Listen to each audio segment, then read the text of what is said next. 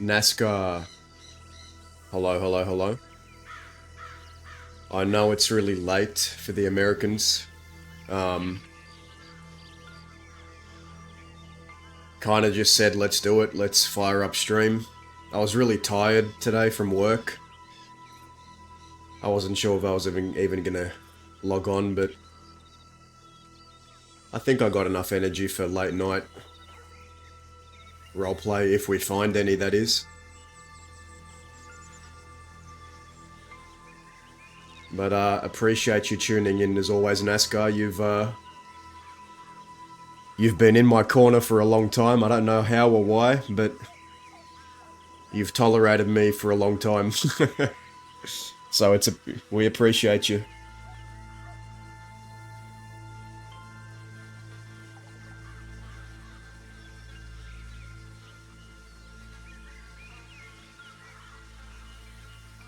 What time is it for you guys? Well, for me it is 4:45 p.m.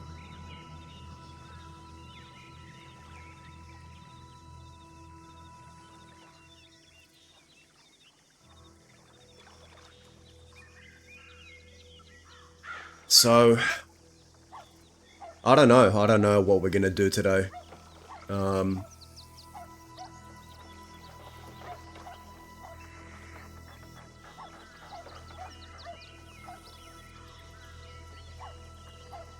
I really don't know because we have one leg. And I want to give that weight, you know, we don't even have our prosthetic fitted yet. We're still in the planning stages for that. So, what do we do, huh? We're very we're screwed if law finds us or if our enemy if we have any enemies. If they find us, we're kind of screwed. I hear people. Who is that? Roleplay.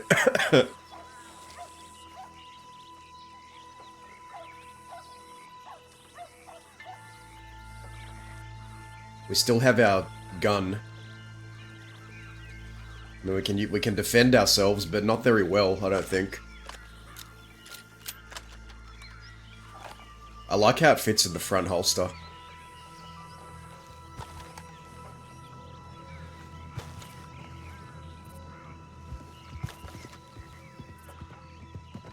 They're riding off.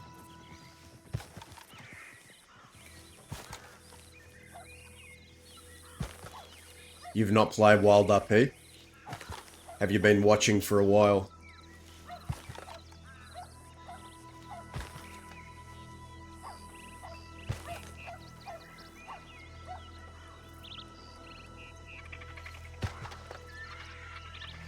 How long have you been invested for?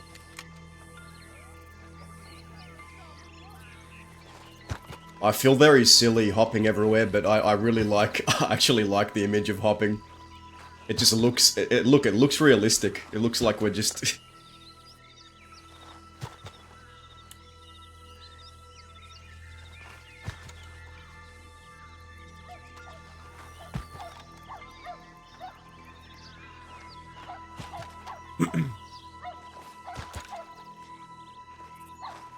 So guys, we need to... Basically the goal for this character right now is, we are coming up with a big heist, a big plan, to try and get a prosthetic back. And we probably have some enemies deep in the chat right now, like Lualex, so we're gonna try and foil my plans, as always. But you know, how you doing, man?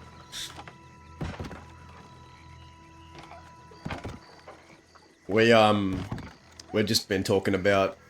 We just started stream, but we've been talking about the next arc, what's gonna be going on, and hopefully some fun stuff. Hopefully some fun stuff.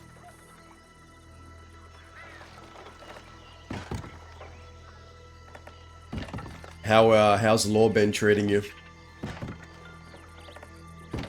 From what I could tell, I think there were a lot of criminals around today.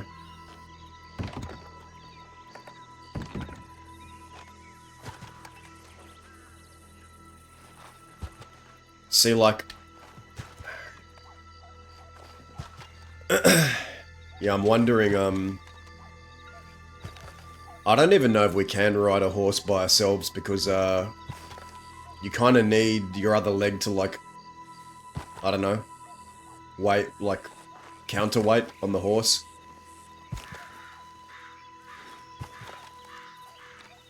Oh god, didn't mean to vault.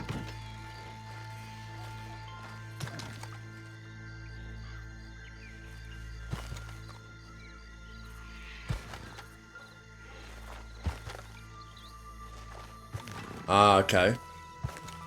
Yeah, I know some shit's gone down, but I don't really know, like, the nitty-gritty. Maybe we find out in character, I don't know. Something's in the way, what?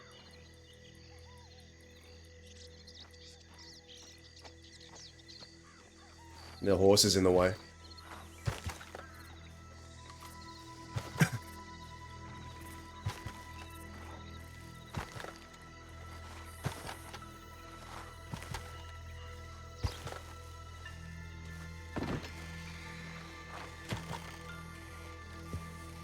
Get out of here. Move, horse. Trying to get me wagon out. Fucking blocking the way. You're lucky I'm not Zip Quill. I would have shot you in the head already, partner. Can you move? That way. You mind?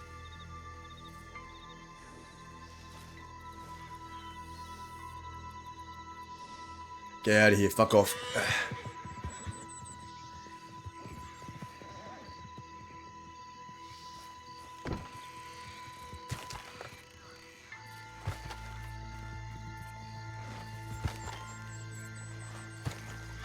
But,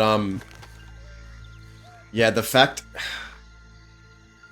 when we do get caught, I want it to be like a massive scene, because we did sacrifice a leg not to go in, so that feels like something, you know?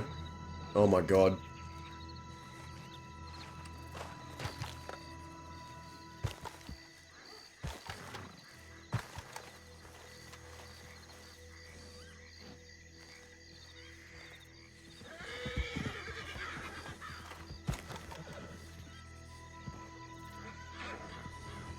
Wait. Oh my god, what?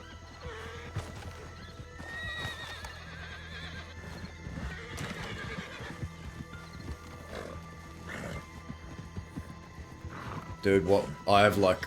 These horses will not leave me alone.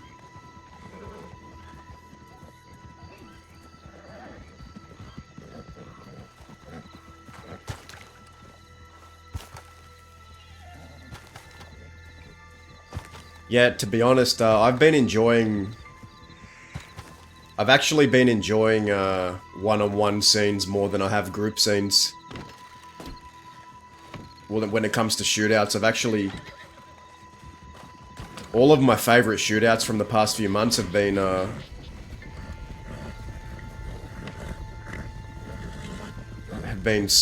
one-on-ones.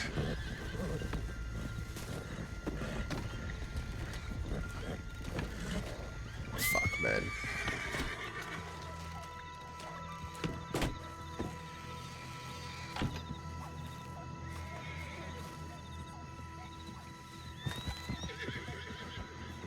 Come on, out you go. Get out. Thank you.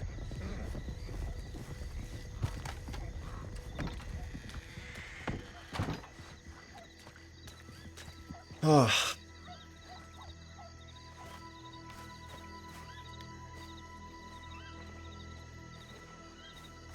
These goddamn horses, man. I think you could ride a horse even with the loss of a leg. You just need Aussie saddle. Don't ask me what they look like, since I have no clue. Where do we find Aussie saddle?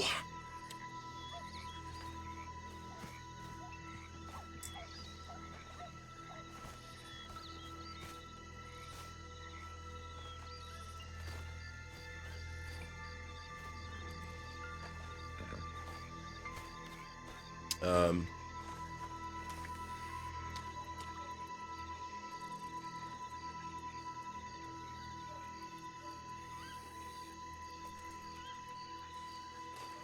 so right now we need to make sure everyone's armed for the job.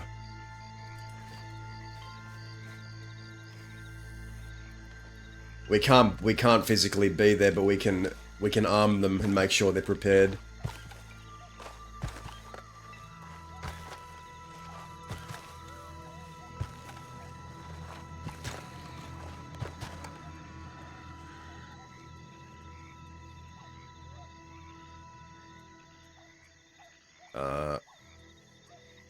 While we check it back in.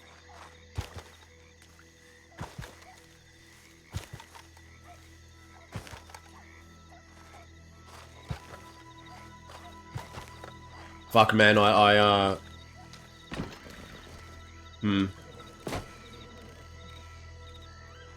think asking people to give us rides would make good roleplay. Because I don't know. Does it feel too soon to ride our horses out of here and when we're still injured from getting our leg hacked off? I feel like we need to ask for lifts. I don't know if Dazza can... I mean, he might be able to, but wouldn't be pretty. I'd love to get to a telegram office, but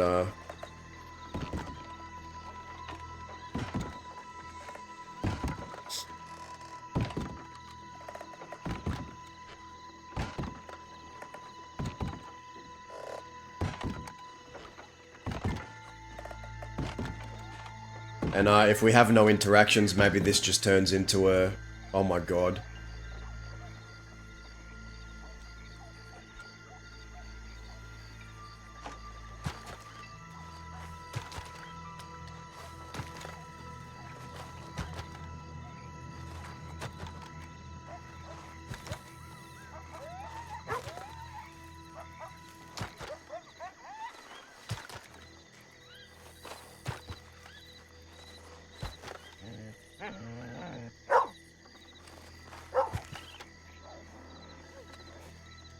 Maybe this just turns into a podcast. I don't know.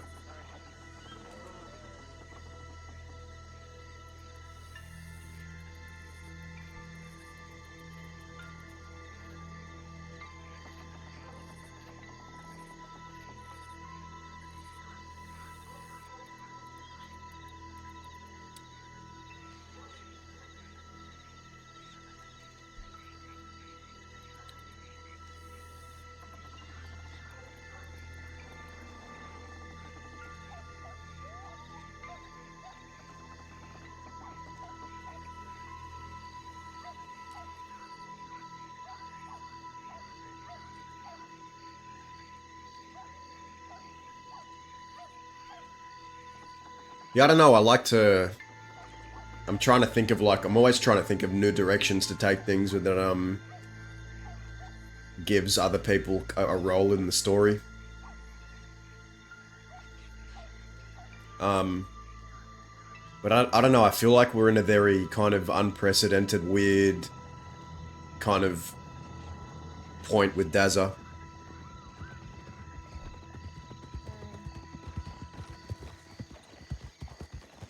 Yeah. Hi, Dazza. Howdy. Howdy. My loves. Sorry, Pete. How you feeling? Better than when you last saw me. Sorry. How are you? Getting better from a bad chest wound.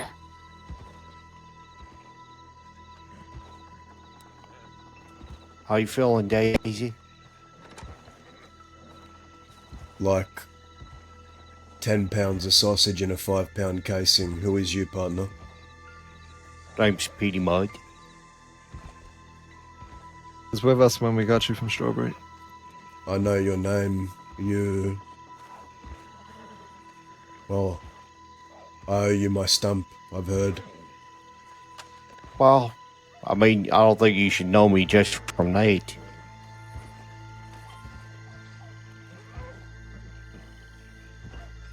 How you mean? Well, we've had a conversation about it before. We have? Yeah.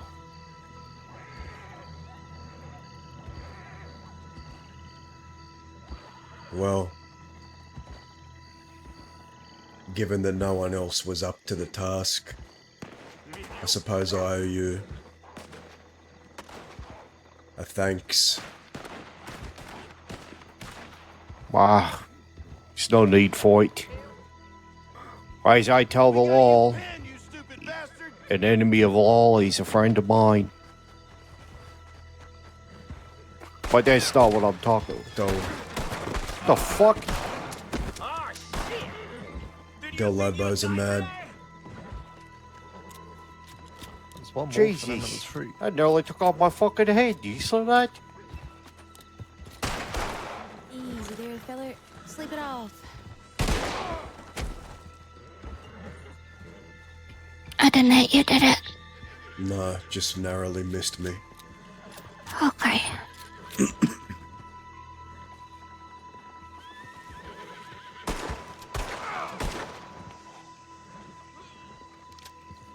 What the f? Okay. Is he? I've never. Huh.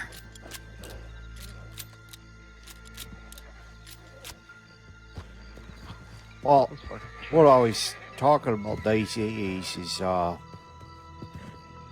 was a really long time ago I met you I'll be on a right back. train. He died from his wounds. No, I shot him twice. He started running. Was I holding one of yours hostage?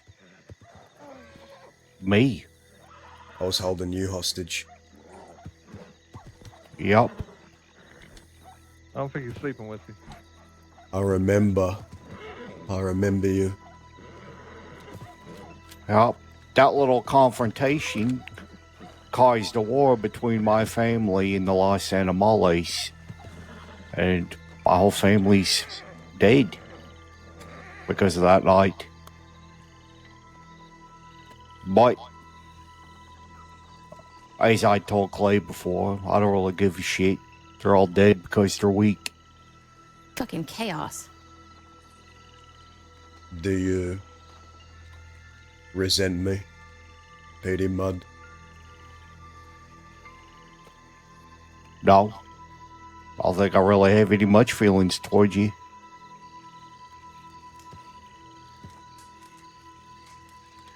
Well, suppose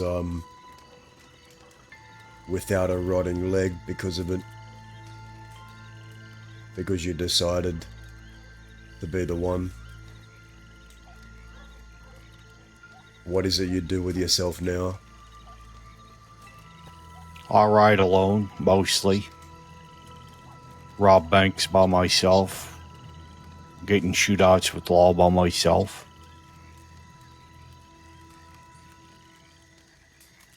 I see. You see, wolves are furious animals because they're in a pack. They're dangerous.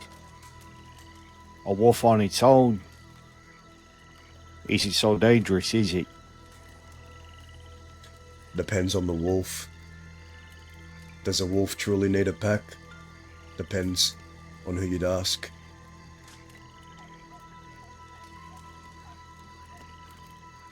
That's why I don't ride with groups too often. I'd like to, have some people that would have my back. But I find over time, you become too reliant on it.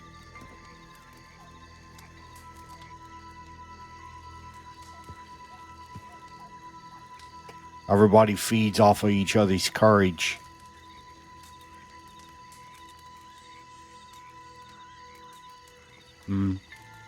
Or what's the saying I heard somewhere? The Lord only helps those who help themselves. Something like that. That's true.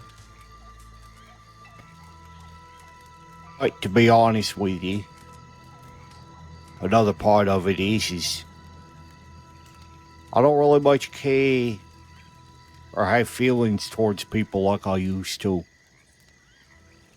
You know, a lot of these gangs talk about family and stuff like it. I've had a family. They're dead and gone. Some of them were put in the ground by other gangs, some by law, and some by me.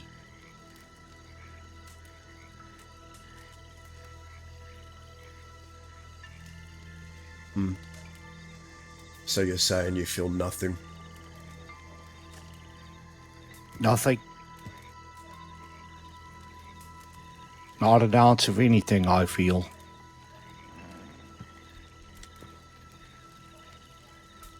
While everybody's squirming and puking and crying, looking at your leg, Daisy, it doesn't bother me. I've seen much worse things. Okay, listen, I only puked the one time.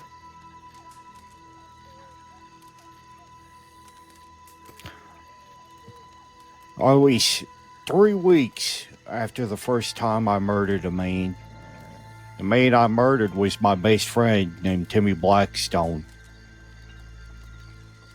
Left him in the swamp for being a rat. The rest of the gang was all upset about it, said he deserved a proper burial. I think a rat should rot.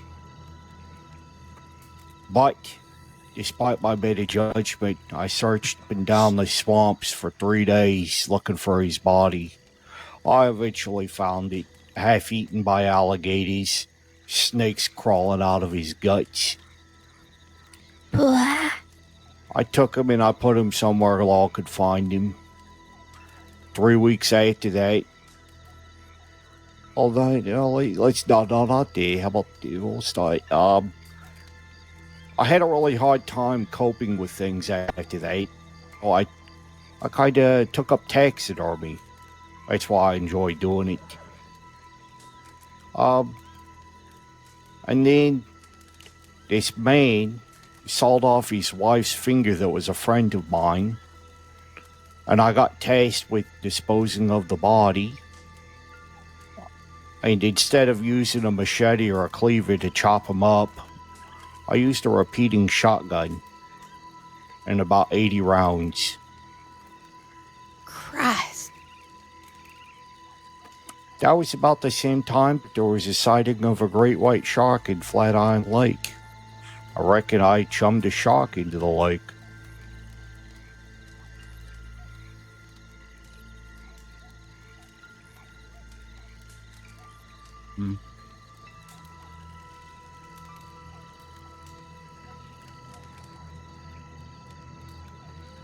Well, by the sounds of it, you're a bona fide psychopath. It's what everybody else said was saying. It's what my dad, Michael Fletcher, was telling me. You're in the right part of the crossing for it. This is the west side after all. Yeah, yep. Yeah, so I talk like this and y'all act the way that I do because it's a mess, so I can blend into society. Shu helped me with that. So, you are the sole surviving member of the Mud family. No other Mud lives but you. Since that night I think we met. my sister Riley might be alive, but I think she runned off out of the crossing and's got like 20 kids or something.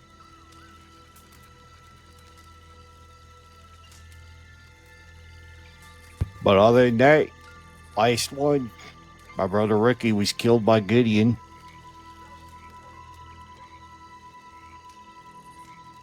I remember. But I don't blame Gideon.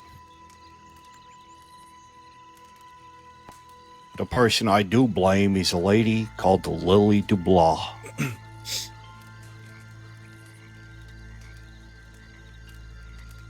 But I believe that she's left the crossing.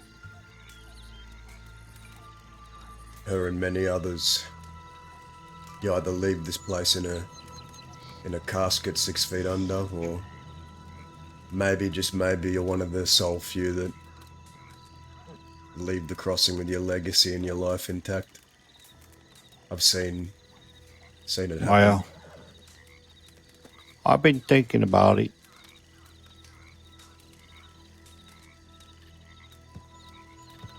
So why are you still here? Don't know. Some things I still need to get done.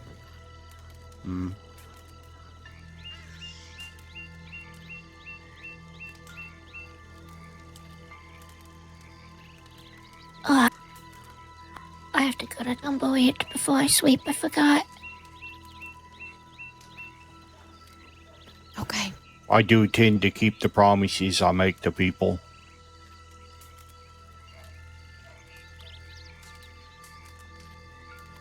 I'm probably gonna run, but I'll be around now that I can actually get out of bed. I'll see you guys tomorrow or something. Bye, Maisie. Maisie. Goodbye, Maisie. Good night.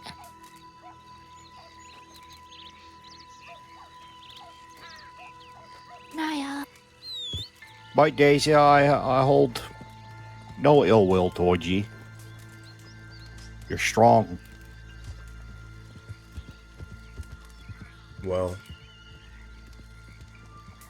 you had every reason to refuse the job of cutting off my leg, given our history, but in this case, maybe it's better that you have no emotions at all, otherwise maybe you would have not done it.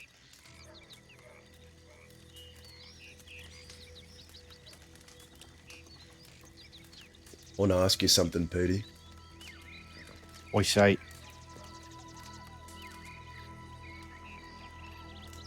When you say that you truly care for nothing at all and you feel nothing, do you really believe what you say?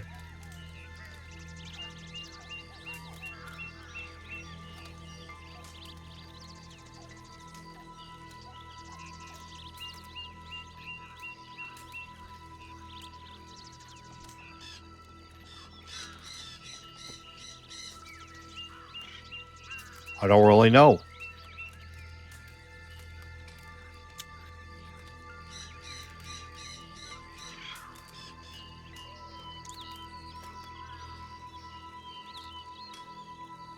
I mean, it's a possibility maybe I do care. Maybe I don't. Maybe so many things have happened that I've just become numb to everything. I don't know. But I do know that I don't really care.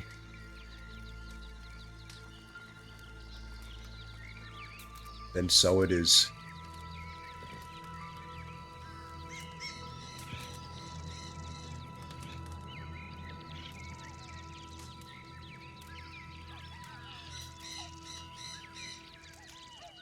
Has there been much ruckus out there today? I've only just woken.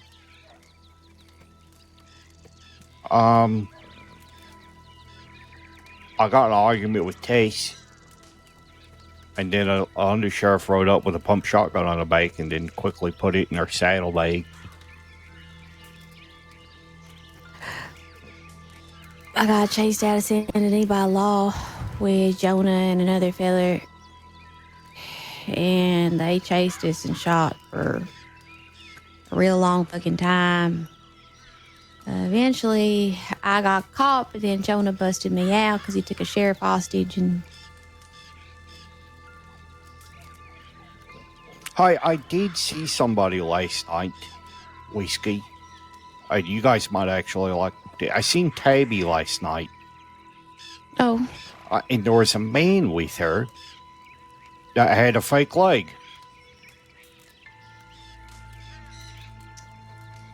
yeah. It don't surprise me none. I was thinking about taking it for Daisy. I wouldn't. Why not? Well, we've been through this. We got to get Dazza one that fits perfect. Oh, well, I haven't been through this with the guys. Oh, shit, I'm sorry. You weren't there that day. Yeah, we got a whole thing going. Meanwhile, I spoke to Sophie Whitaker. She wanted to know, Oh, well, if we could arrange a time for you to go out there so she could take your measurements and such. Yeah, I was meant to see her today. I couldn't wake up in time. She was meant to come Sure. here. Me and Nico spoke to her maybe 2 days ago. Yeah. I reckon we should get you into some kind of disguise or something, take you out of the dollhouse. It's real nice. They got Large Michael in there, and he's dressed up as some kind of butler or something in disguise. Dollhouse. Yeah, that's the house where they operate their business out of. They run like events and fancy parties and shit. Right. Okay. You know, just saying underneath things. I felt mighty awkward when I was there in my poncho when they was in there for dresses and such. They gave me tea to drink in a fancy china cup. I have been making preparations with a few of mine. You see, before this job happens, I'm gonna make sure everyone's armed properly. I'm ordering a shipment of ammunition, medicated bandages, vials, everything that people may need. Enough ammunition to hold out a siege from the law for at least half a day. If I can't be there, I'm gonna make sure everyone's prepared. Well, that's good. If you need help with that, I do have a Springfield rifle. I thought them's was rare. Yeah, I don't know. You can use them in the. They're a little tricky to use, ain't they? Yeah, when I was talking to Mr. Warrior, he said that it's approved by the government. What? But they're okay to use. Don't they sound real quiet? Yes. And ain't that black problematic? No. I mean, from a distance, can you hear a gunshot anyway? I don't know.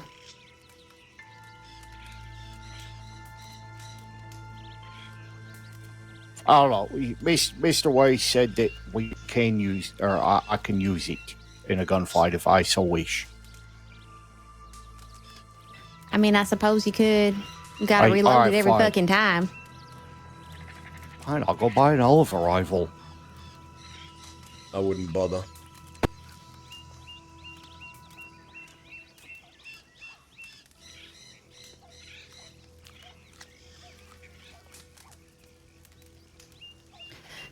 Hey, listen, I spoke to a few people about this Salem fella, and apparently he's left the state. Fuck! That's not good. Who did you speak to? Carl, who ride with Fort Mercer, and a couple of folk from the city. I don't know. Who's Salem?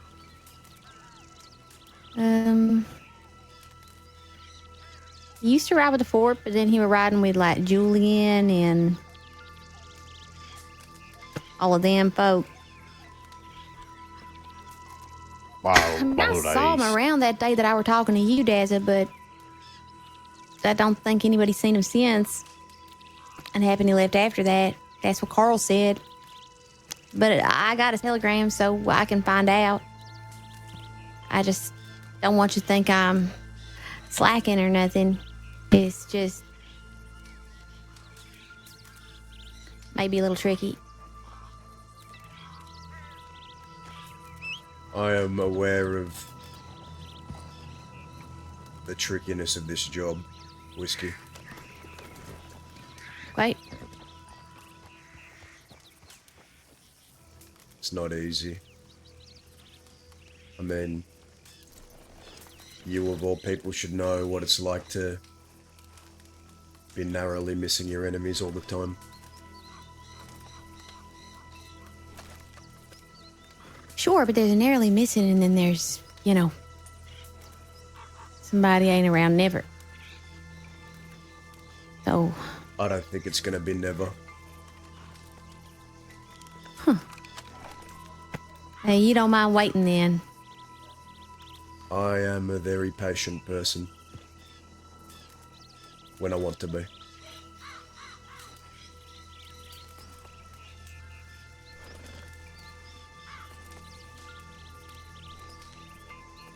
Well, okay then.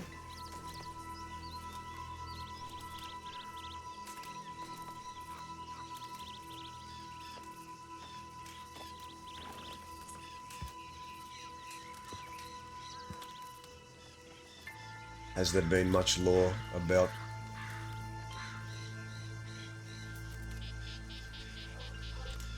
I mean, I don't know, to be honest. I saw a whole mess of folk in Saint Denis riding out before I were in there. I tried to wait till it were quiet, but then we ran into Tess and she called the whole posse over, so we were fucked after that. what is this gun you've given me? Oh, it's my brother Ricky's gun.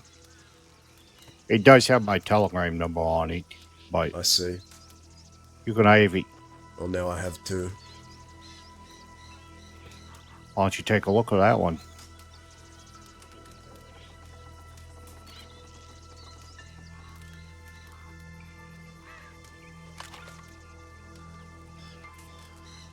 It's a good piece. A lot of money put into this. I don't care much for money or possessions anymore. Just been collecting dust. I mean, I ain't no charity case, but I'll take it if you don't want it. Use some more of these. For the armory. And it has your telegram. Hey. Kill all. Alright then. Oh.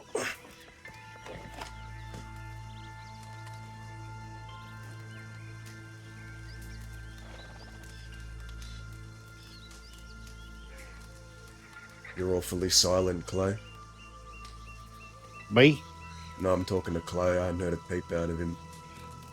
I'm just thinking about things. What happened? I'm a little distracted. What did you Seeing say? as I said happen, I'm a little distracted. And why's that? I'm gonna kill Dexter Lovelace tomorrow.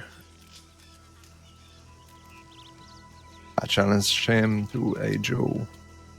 Although more of like a gunfight duel rather than a stand 10 feet away from each other still. Yeah, I know the one you're talking about. Yeah.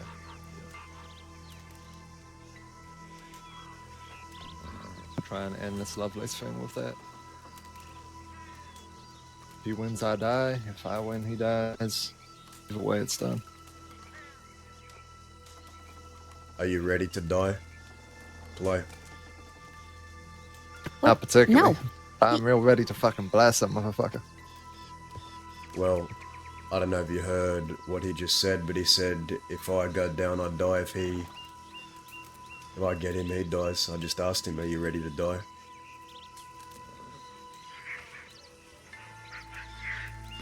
Well, he won't, because he's better. And he'll win. I think you got it in the bag, Clay. I'm just saying. I reckon so too.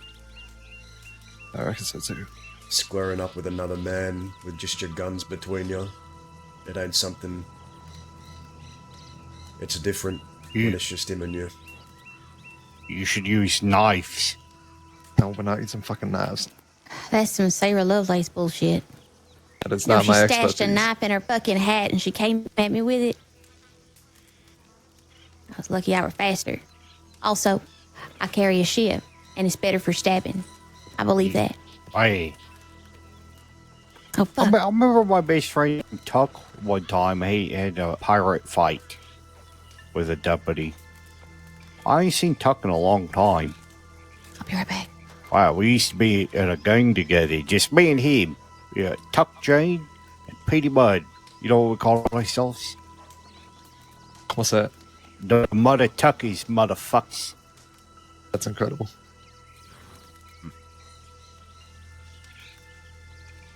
Low. Hey, What? This Yep.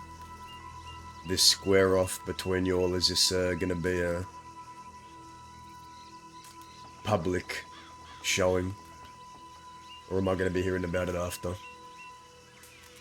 Oh, whoever's around, I'm sure, is welcome to watch, but not entirely sure when it's going to happen. It might happen on Wednesday, but Whiskey can't be around on Wednesday, so I might try and rearrange it for tomorrow. Well, I'd imagine if you, let's say, on the chance you do get shot and die, which I hope doesn't happen. But Same as me, Burner. I would think you'd want her there to at least see you breathe your last breath. I reckon Yeah, so. you gotta help me get my inheritance back. I also want some folk there on the fucking slight chance that maybe they can fucking save my ass if it does go that way. But I reckon Who Dexter from- have folk there too. From law. No. I'm saying, you know, I reckon Dexter's gonna have some love places there. I reckon I'm gonna have some of my folk there too. You Hey, think- Daisy, whenever you get up and moving around, you want to help me get my inheritance back? Your what back? Your inheritance? Yes. Explain this to me. $20,000 worth of dynamite. And how do you plan on getting that back? A lady stole it from my grandpa's apartment and then sold it to the Pavi. Right. So what, you're gonna go steal it from the Pavu? No, I was going to kill all of them if they don't give it back. Well, I'm trying to find out who outbidded the Pavi and bought my gun. So I was actually planning on asking the Pavu questions. Oh. Yeah. I mean, my grandpa told me to wait because they might be giving it back. This lady, she sold my inheritance to the Pavi for $4,000. Yeah.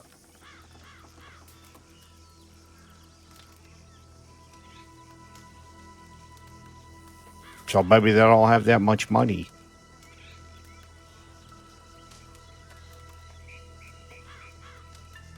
What gun you looking for? I just know there was an auction done by the law. The Pavi made a bid and they were outbidded by a private buyer who they can't remember the name of. No one knows the name of this person. I would think it's in the paperwork of the law office somewhere, or someone who was at the auction must know. But I've not been able to find out who. They're giving me the runaround on my gun. I think it's probably going to end up going to auction.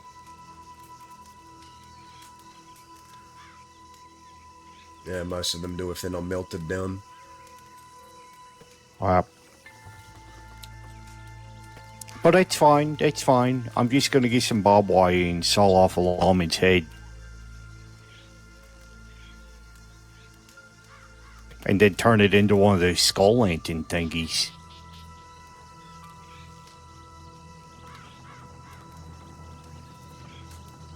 Yeah. Interesting. You're not the only person that seems to like skull lanterns. No, I have my brother's skull. I get my cocaine in it. Jesus Christ. What is it with everyone and keeping fucking skulls? To I be feel like I'm going honest, crazy. whoa. Calm down. Hold up. I promise you, I've been doing this far longer than anybody else has. I don't know. I don't think that's impressive. Times are changing. Everyone just seems obsessed with interfering with the dead and digging them up and... Fucking apparently. Well, my brother Ricky did a lot of cocaine, and I was very convinced that the amount of cocaine that he does, that his bones are made of cocaine. And I dug them up and kind of crushed them with a sledgehammer and mixed it with cocaine, so I'd have more cocaine.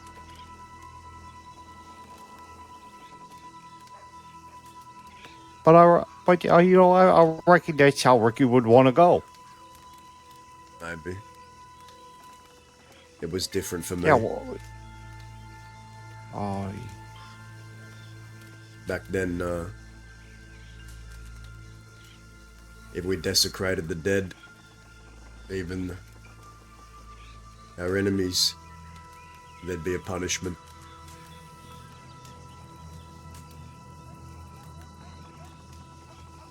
Because I was told once they're in the ground, you leave them be.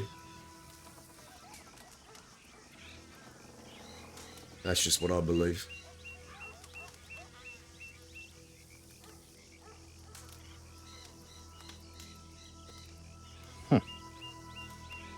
But you know, who am I, right?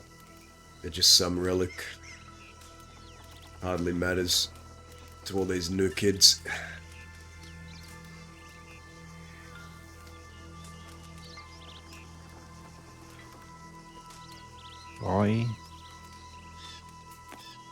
I reckon me and you been around probably a long time. Ain't we, You've been Daisy? around, you know, when you told me about that story, it had clicked in my head. I hadn't realised how long you'd actually been around. But you two missed it, but I held this man hostage. And then since that night, his entire family died. What was that, man? A Shit. couple of years ago now? Oh, yeah. Oh, and to be fair, I did hold you hostage, too. Yeah, you did. It was like a hostage swap. It was kind of weird. You'll have to forgive me. I've been up all day, and I ran so much in that gunfight twice. So I'm gonna head to the ranch and check in on things. But if you wanna arrange something with Miss Whittaker's, we can get them measurements done and get this ball rolling. You just let me know. I'll be around tomorrow, I reckon. But It is. say I'll that come with again. you and lay my head down. Tomorrow it is. I'll be around. Okay. I will telegram Miss Sophie, see if she's around too. Just make sure you don't arrange it for when I gotta shoot Dexter, okay? No. Okay, perfect. That will. Yeah. Okay, gotcha. All right, I'll Okay. go to sleep, too. Probably tired. Good to see you. Been hunting a lot. You'll be safe. See you tomorrow. See ya. You need help getting somewhere, Daisy? Well, I wouldn't mind checking my telegrams. So, I would really prefer it if you didn't talk Are like you- that, all doom and gloom, like your days are Uh, numbered. You need to check. I mean, you want me to take you in and then bring you back? if it's not too much trouble, I really was getting ready to go to sleep. I was like, it's thought, alright. I'll do it tomorrow. okay. I mean, you want me to help you, like, over to the hotel or something? It's fine. Someone will come along, thieves, and I'll hit your lift. I'll Okay. be fine. All right. See you around, Petey Mud.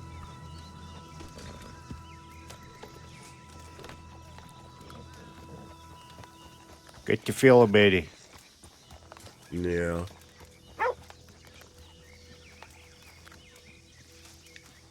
Damn it, man. I wanted to check telegrams. I doubt we'd have much anyway.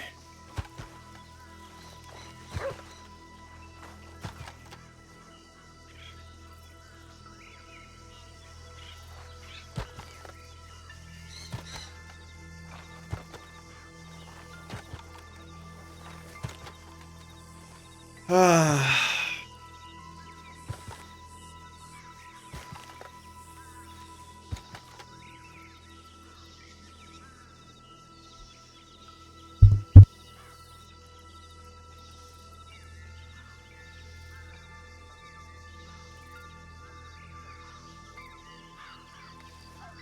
Man, what do we do, chat?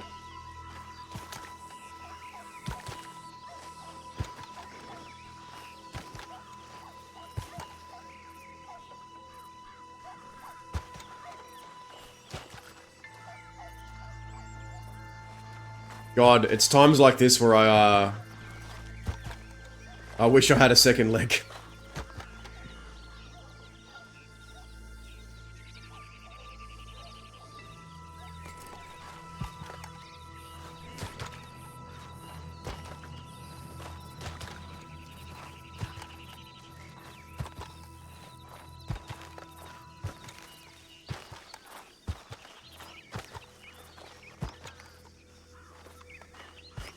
Zip got a prosthetic, but it was different back then. It was, the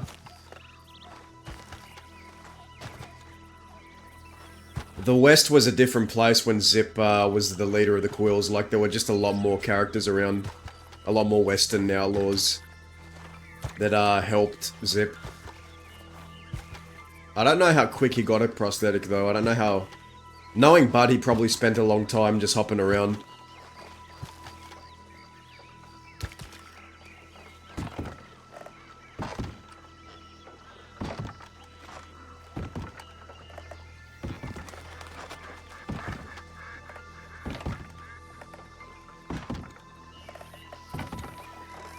But I think, let's be honest, maybe 80% of the people... 80% of the people that would have had Daz's back, or, you know, Dazza could have called on to help, are either dead or gone, right? Or, yeah, 80% of the people are either dead or gone, so... We're kind of in a position where we have to rely on outside help from people we wouldn't usually work with, so I think that's a cool roleplay opportunity.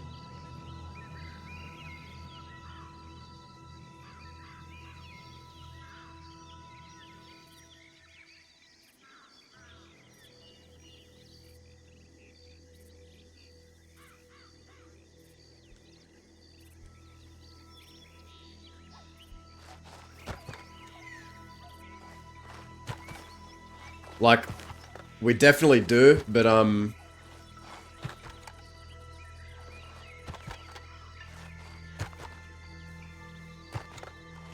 there's so many new people doing new things that with new ways of doing things that don't really align with Daz's, like, code.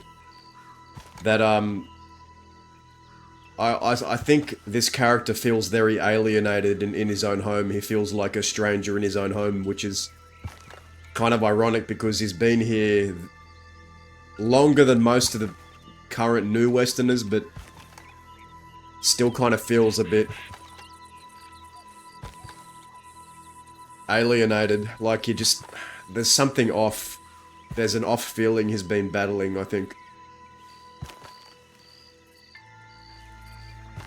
But, it's been fun getting to know new characters, because I think a big part of, I think a big part of Daz's journey is going to be learning how to trust others again. Like, will his sentimentalism get him, you know, hold him back, or can he push past it? Because if I could call this character one thing, is he's a hopeless sentimentalist.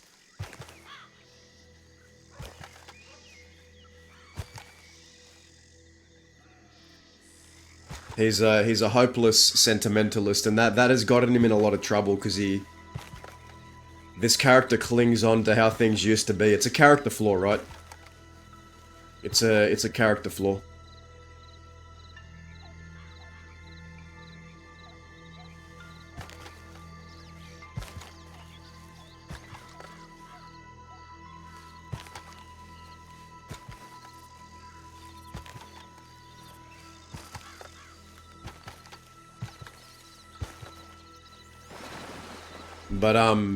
But how do you move on, you know, like, even now he looks around and he sees people that are potentially gonna be dead soon.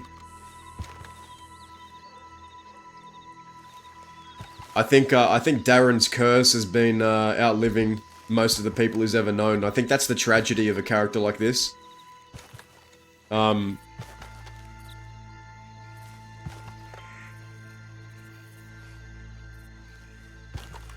He's outlived nearly everyone he's ever known, right? I think that's a cool thing that not many people get to experience. Long-term storytelling like that. I'm a sucker for the long burn, man. Stories that stretch like months and years. I really like that out of roleplay, especially Red Dead.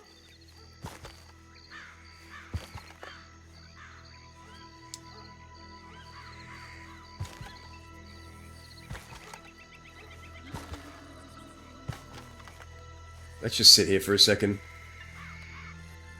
Maybe someone will come through.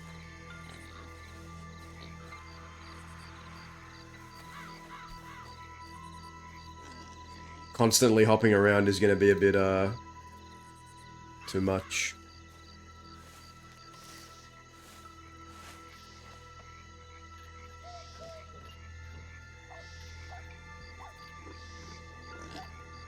But I don't know, sometimes a part of me thinks I started this arc a bit too late. Very, very hard to kind of recruit organically in Red M right now. So I've made my peace with that. But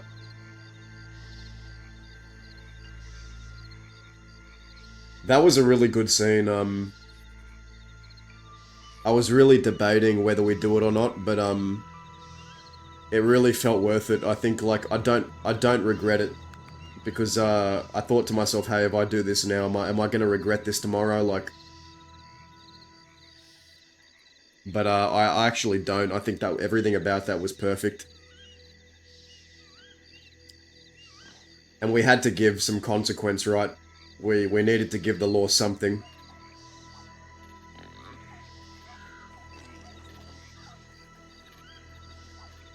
I think naturally the body is eventually going to give out after so long of, you know, being an outlaw. You're gonna have to accept consequences, and now we're permanent. That's a perma injury right there.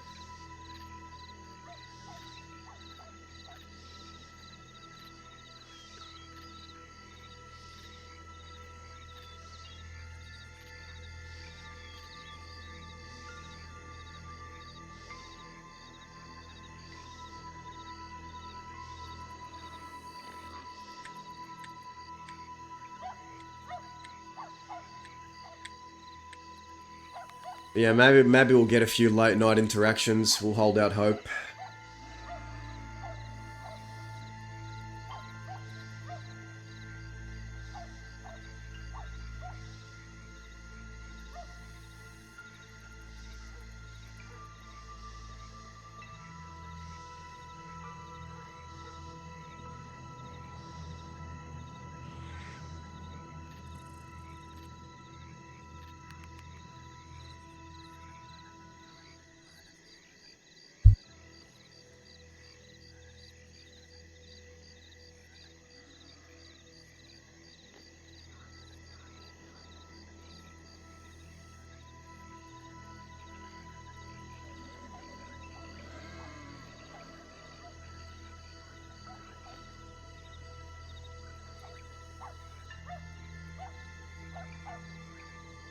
This is all new to me, but so much can come from this main story.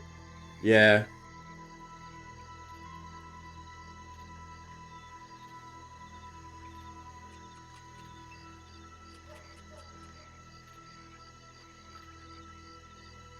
But I think I found something out, like, I'm gonna move my mic. I'm gonna move my mic a bit closer.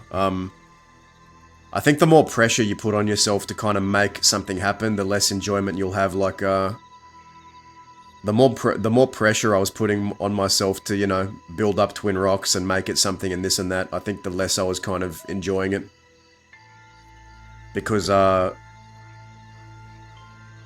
Red M is a different space than it was 2 years ago, or even a year ago.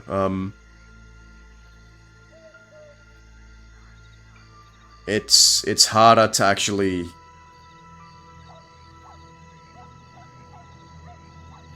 I don't know how to put it. I've spoken about it before, but yeah, I don't know. I don't want this to turn into a roleplay podcast, but it's nice to talk about sometimes.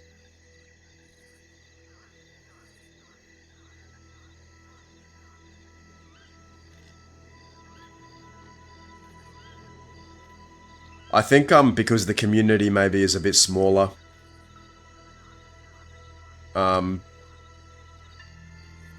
people just want to log on and roleplay with their friends, which I get.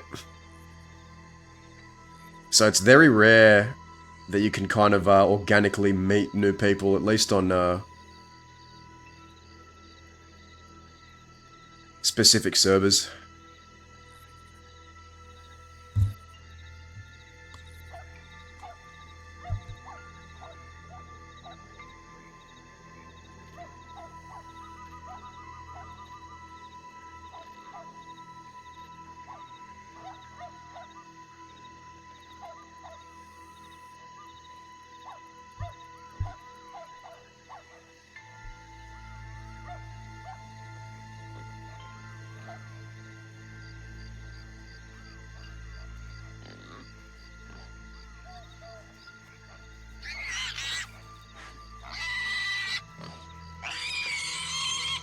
Man, Jesus, that pig is gonna make me.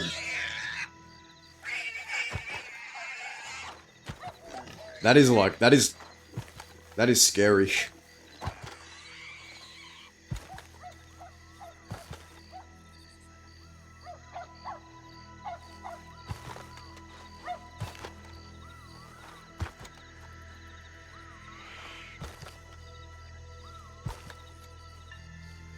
I feel somewhat opposite to that line of thinking. I love the genuine interactions with new people and see what...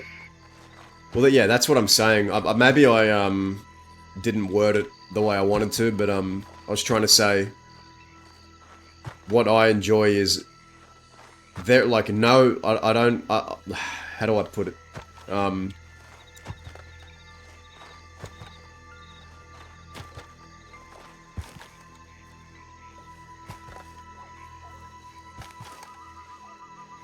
I think there is a space to create groups of friends and you build from there. That's what I mean, yeah. Like, how do I put this? I prefer to start my character solo and meet people in the crossing than, like, organize everything OIC and overplan, which I think is kind of the new way of doing things in Red M. The real magic and the authenticity of it for me, at least for me, is keeping everything super organic.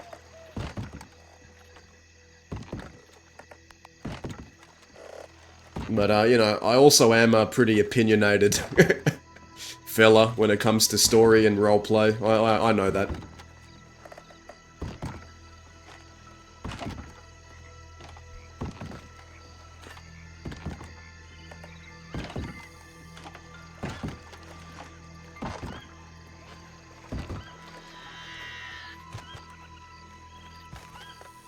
You don't say, yeah. I'm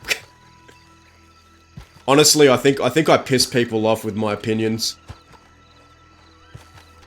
I think I think I've definitely ruffled feathers with stuff I've said about pre-made groups or organic roleplay and all that.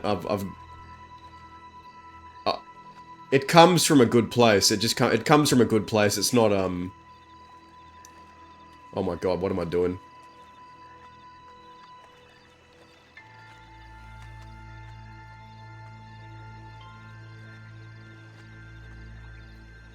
But yeah, but what I'm pretty much trying to say is, it's all about meeting new characters. You know, I'm a firm believer of trying to role play outside of your usual friend group or friend circle.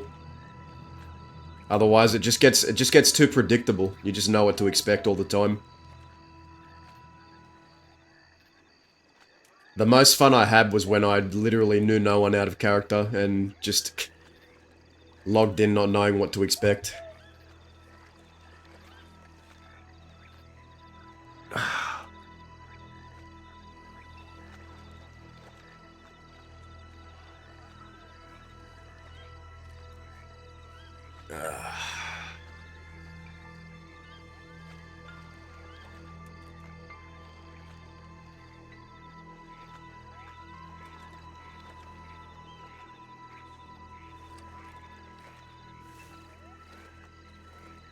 Yeah, I don't know. Maybe I'm too damn opinionated for my own good.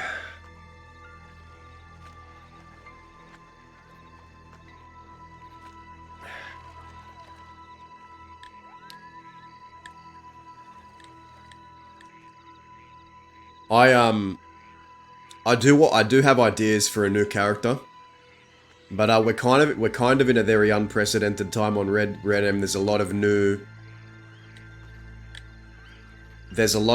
like servers around. But one thing I don't want to do is like just do the same shit I'm doing here, just on a different character. Like for an example, if I made a new character, I'd want it to be the complete opposite. Like I don't want to make another die-hard Westerner. I've been role-playing this character for a while, so I feel like the last thing I want to do is like just do what I've already been doing. I want to like do the opposite next character if we end up playing.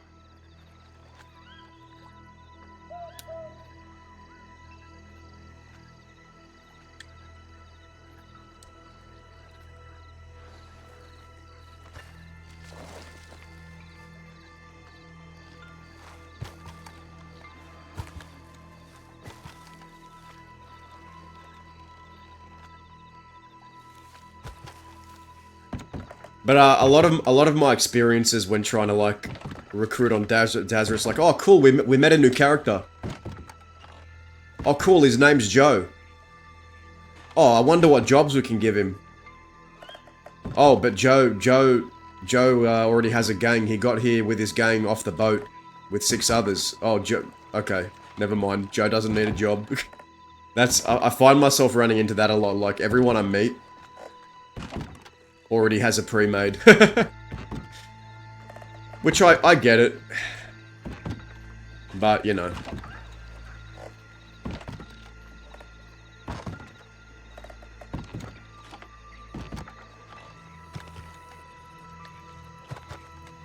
There's a lot of opinions out there as well as strong convictions. Oh yeah. Oh yeah. Because everyone who does this for fun or like streams it is you know, hardcore storytellers. You know, we're a very passionate kind role players. We're very, very, very passionate people. And that passion can sometimes, you know, when people disagree on how a story should go, a lot of the times where roleplay always stops being fun is when 2 people have a different vision of a story and they don't agree. And then it just goes downhill from there. Happens everywhere. You can't avoid it. You just got to find ways to mitigate it and all that.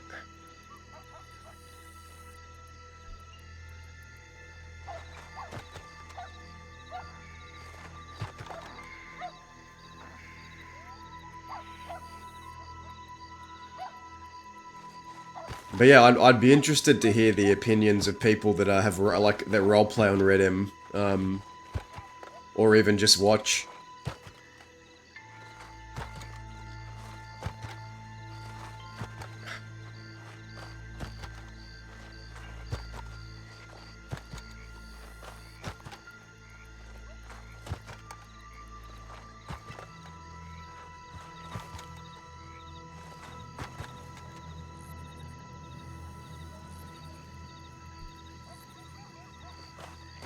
But I thought I'd try streaming at this time because you can literally, there's a lot of, you know, maybe late night interactions you might miss in peak hour. And I can't do much in peak hour anyway. What can I do? Hop around? I can't do shit. We can barely even defend ourselves, even if we pull a gun. Like, we can shoot, but we can hop. Like, we're not getting far. And it would just feel very goofy and silly to be going on horseback and shooting while with one leg still recovering and just... I don't wanna feel like fucking John Wick, like... Definitely don't want to be John Wick.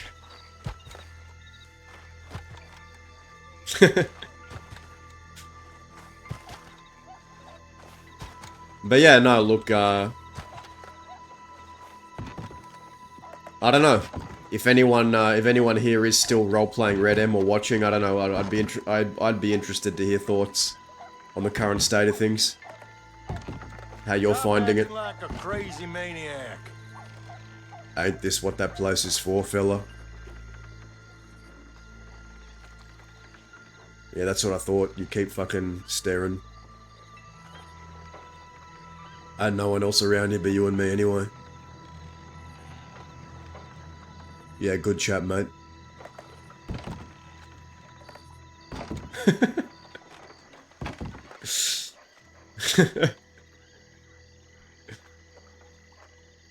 I'm enjoying this slow pace recovery.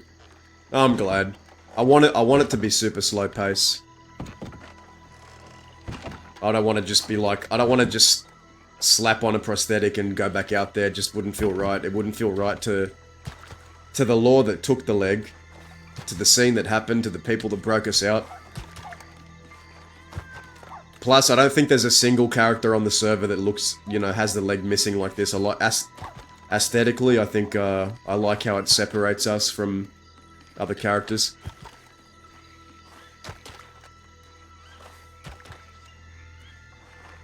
You can smoke a cigarette here.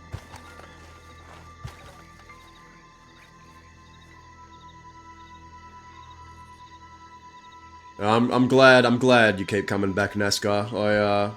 I know you'll be here till the bitter end. That's for sure.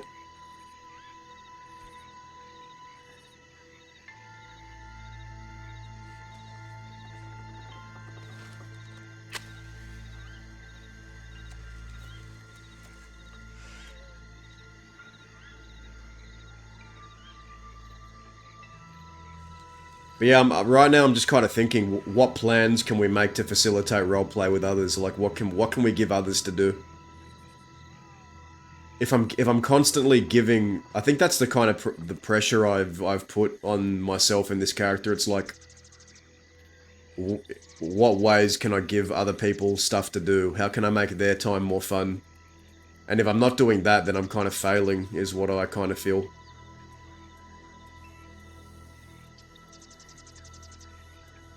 Because I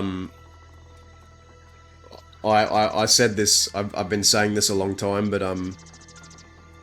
roleplay is literally like WWE wrestling. It's about making your enemy look tough. Sell your enemy, number one. Number two, build up other characters so then when you retire, they have the standing and then they can build future stars, you know? Like that kind of vibe. Characters build other characters up and then those built up characters build up the next batch of up and comers. That's how it kind of goes, I feel.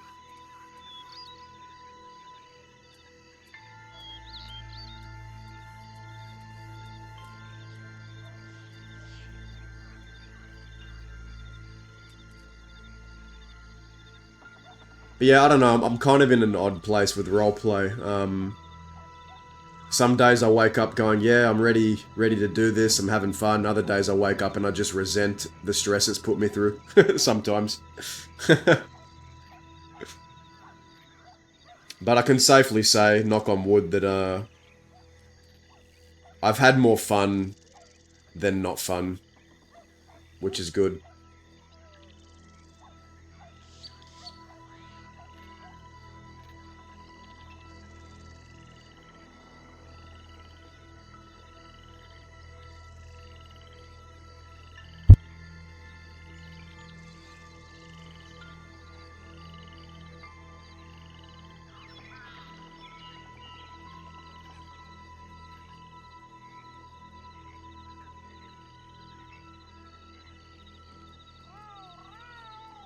I'm holding out hope that we can maybe have one or two more interactions tonight.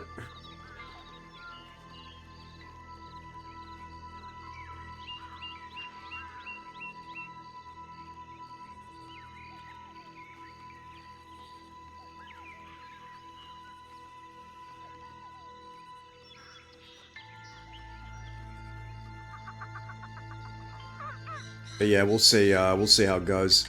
Speak of the devil and he shall appear, man.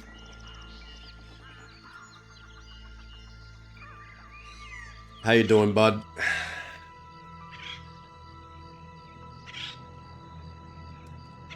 I was just reminiscing with chat about how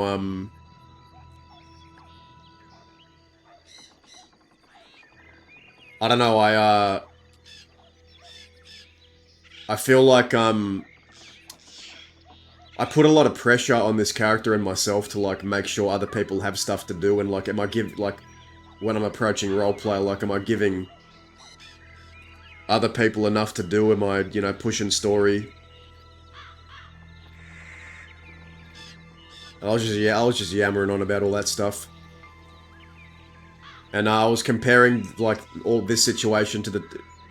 Bud, can you confirm how long was Zip, hobbling on one leg after he lost his? Like, did he get a prosthetic and, like, within a couple of weeks? Was it months? Like, how did he get his? Because we've done this whole plan, right?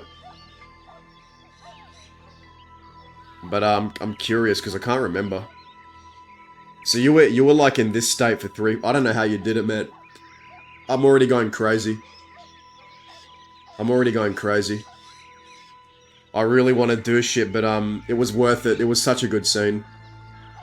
And we got a whole plan, like, we're working with Whiskey and a couple of others and Sophie and Twin Rocks, and we got this whole plan to, like, do a big heist of the medical office in Saint Denis and get the leg. But we got to make sure that our people are well armed. But we've just been hopping. I'm literally. This is how I'm traversing the map right now. I'm just doing this everywhere I go.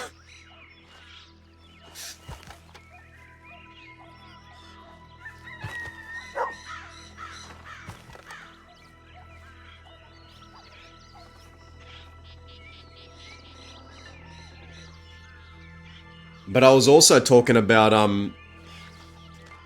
Bud, do you remember how easy it was to recruit, like, new people organically back when, you were leading stuff out west? Sometimes I feel like I started this arc a bit too late for Dazza, like... I think it happened at the right time, but, maybe a bit late for, like, organic recruitment. But I've made my peace with it. I think I'm just gonna ride the wave, you know. It is what it is.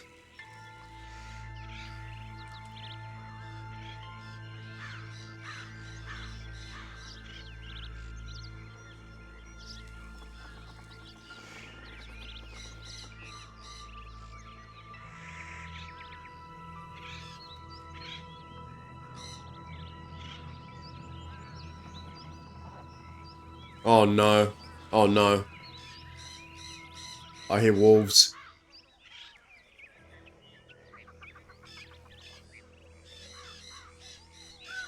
I think we're fine, guys.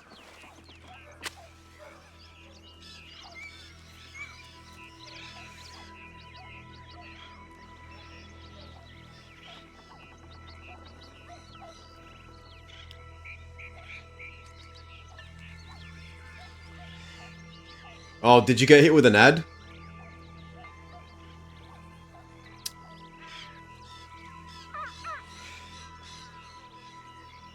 I asked you a question, but I think you missed it.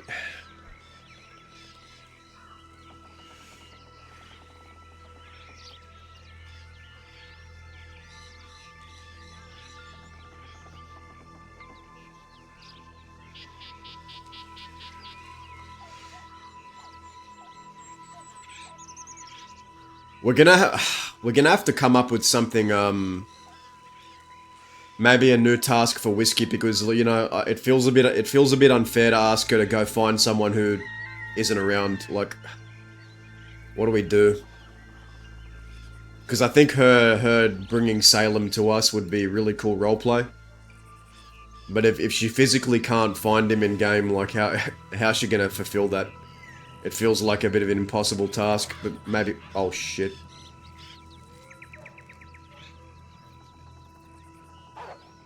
Uh-oh. But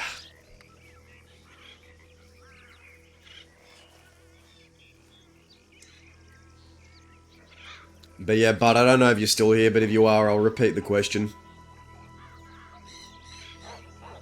These wolves are freaking wigging me out, man. I hate how close they're getting.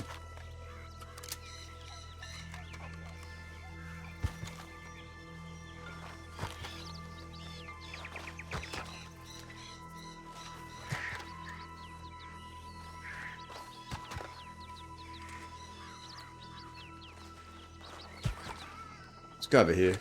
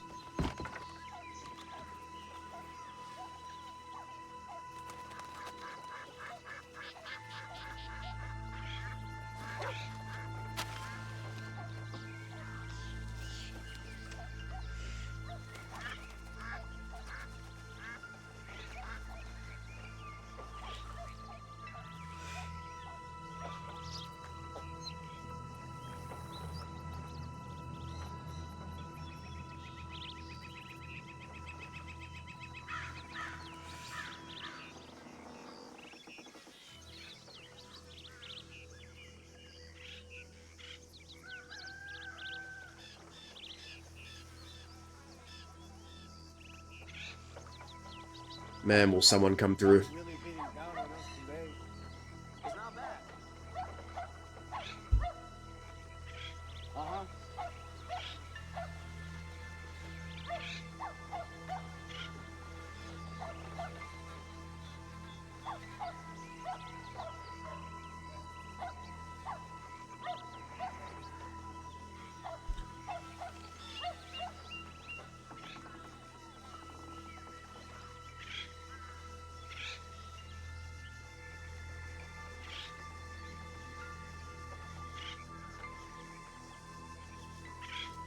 Oh, you're in a game of Ark. Yeah, I was just saying, in your opinion, back when Zip was leading the West, did you feel like it was easier to meet new characters and like recruit? Because I feel like the current era feels different than when Zip was in charge. I feel like it's a lot harder now to like organically build yourself than it used to be. I'm just remembering, I'm comparing the loss of the leg to when Zip probably had a lot of people to call on, right? But the position Dazza is in right now is we have to rely on people we usually wouldn't work with, whereas Zip could, you know, when he needed favors done in the West, he needn't really look far because there were a lot more people around back then. But I feel like Dazza is in a much more like starved, kind of defeated, pummeled, you know, time in the West, where he has to actually fall on people he wouldn't usually work with, because everyone that would have had his back, well, nearly everyone, I don't want to say everyone, but nearly everyone that would have had his back is dead or gone. Nearly everyone that would have had his back to get this leg back is dead or gone or locked up. So we have to rely on, you know, help from Whiskey and Thieves Landing, a couple of our twin, you know, the very few people we have left at Twin Rocks. So I think in that sense it's good roleplay, like it's encouraging Dazza to interact with other people he might usually not, but I don't know if Dazza's ever going to get over it, man. I don't know if he's ever going to get over his sentimentalism. I don't know if he has it in him. Yeah, it's a lot harder now. Back in the day, everyone was new to each other and I didn't know anyone. Yeah.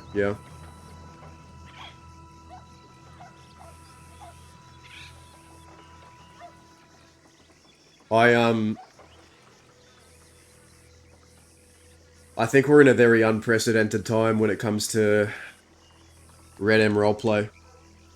A lot of new servers coming out, so it's going to be interesting to see what's going to happen.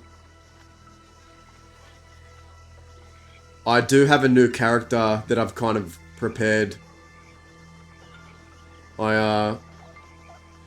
I don't know if I'm too interested in trying Rosalita, but I'm gonna try Wanted. I want to give Wanted a go.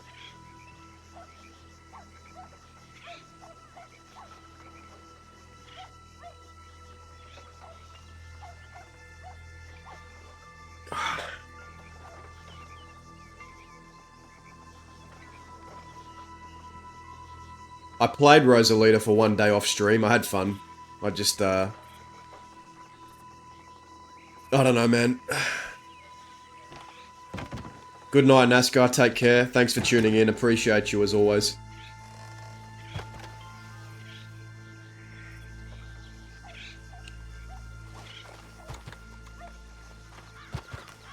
I'm kind of just having fun chatting shit with chat about roleplay.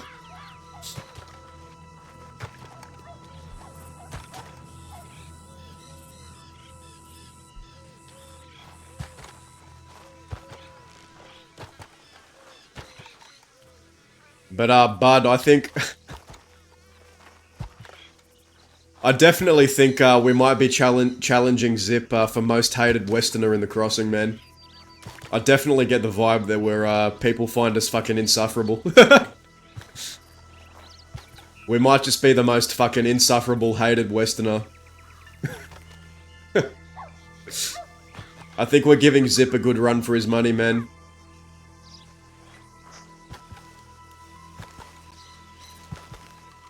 Dazza is just so fucking old and stubborn, he's just insufferable to all these newer kind of kids on the block. It's funny but also depressing at the same time.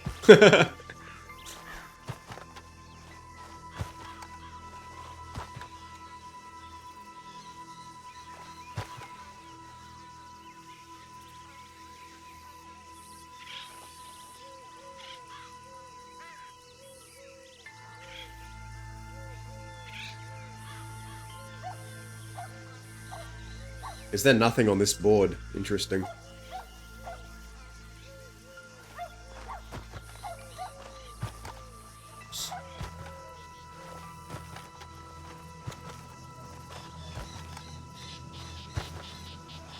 But yeah, I don't know.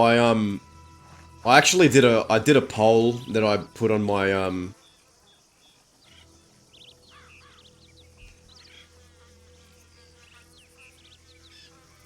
I did a poll that I deleted in about 5 minutes on, you know, I have a new character. Should I try Rosalita or Wanted? But I deleted it. I just don't know. I don't know, man. I'm not sure if I want to invest time in a place where people might just move anyway in a month when Wanted comes out. I don't know.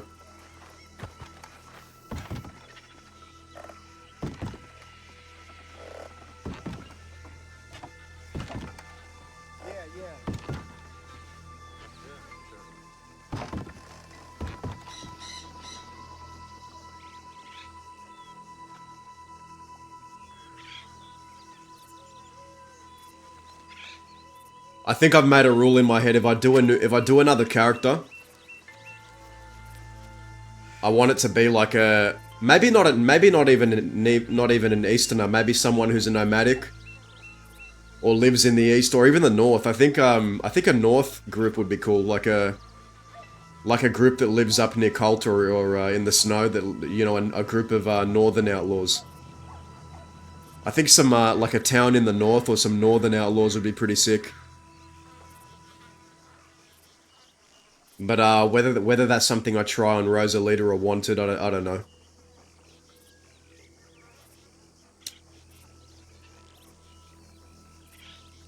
But I don't know. From what I'm seeing, it's the stuff I'm seeing on other servers is kind of like the same stuff I've seen here.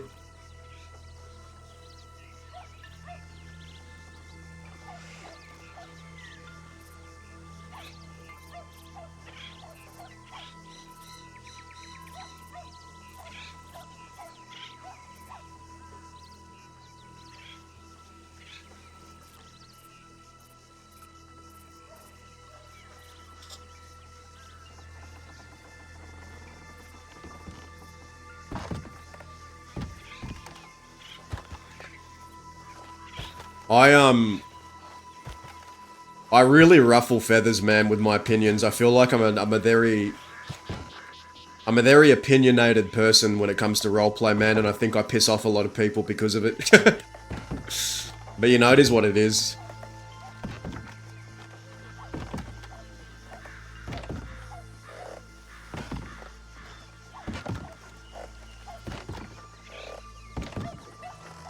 The real magic man for me was meeting all of you for the first time. I loved being oblivious. I loved organically meeting people I never roleplayed with before. That was the magic, I think. And that's the thing. I still think that magic can be found. I just I think I'm gonna need to find that on a new character elsewhere. I don't know.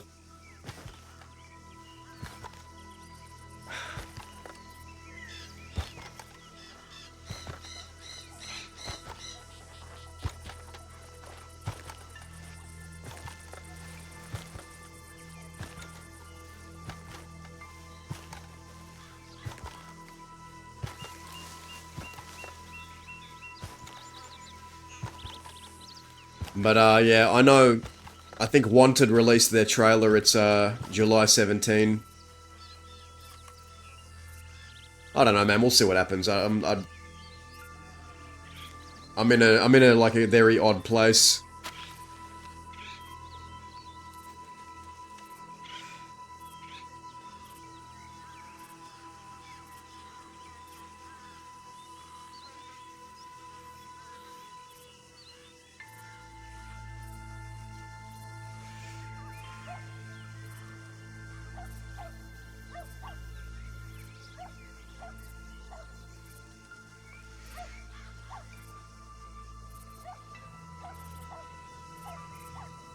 I was saying before, Bud, sometimes I wake up and I really have like a passion to roleplay, and I'm like, yeah, let's do this. I'm ready. You know, I'm ready to go. I'm excited to log in and tell some stories.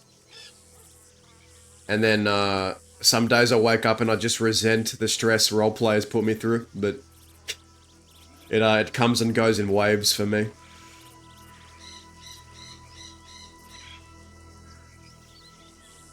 Going between excited for roleplay and resentful of it.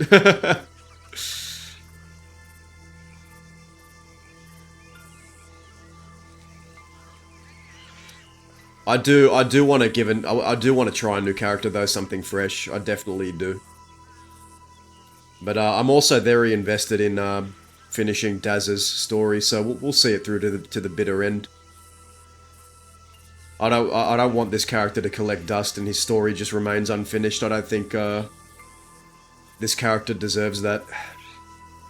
I think he deserves a proper conclusion.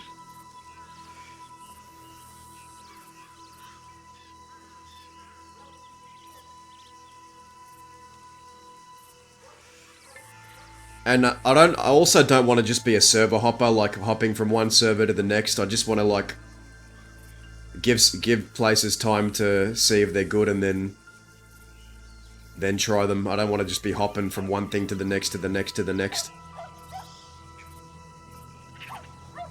People be hopping servers these days more times than Daz has hopped in Thieves Landing today, man. It's crazy. It's crazy.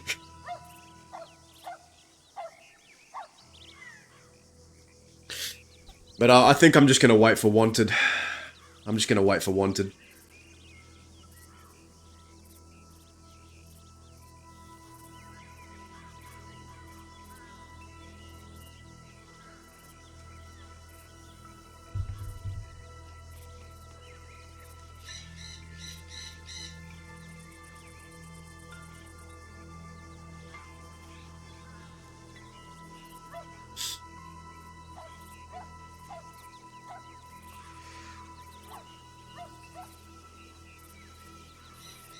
That's the thing, I love the character. I love the arc. It's just a lot harder to play this type of character than it used to be, bro.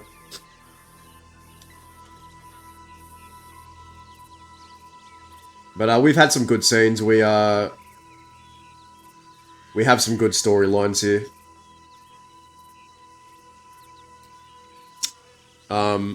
We had a really good shootout with Lewalex's deputy.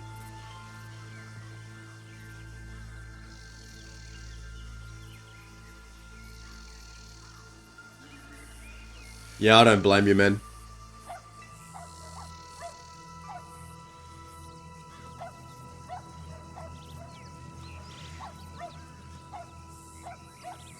I've definitely had those days of like, why the fuck do I still do this? But, I'm a fucking storyteller at heart, man. I'm a hopeless fucking storyteller. I love, sharing my story with others. But yeah, I think what a lot of people just need is a fresh character, a fresh start, fresh slate, you know. Bigger player pool on a server that has like a big player pool of different characters to interact with, not just the same stuff that you'd see anywhere. So hopefully we get that at some point. I'm gonna be given some stuff. I'm gonna try some stuff.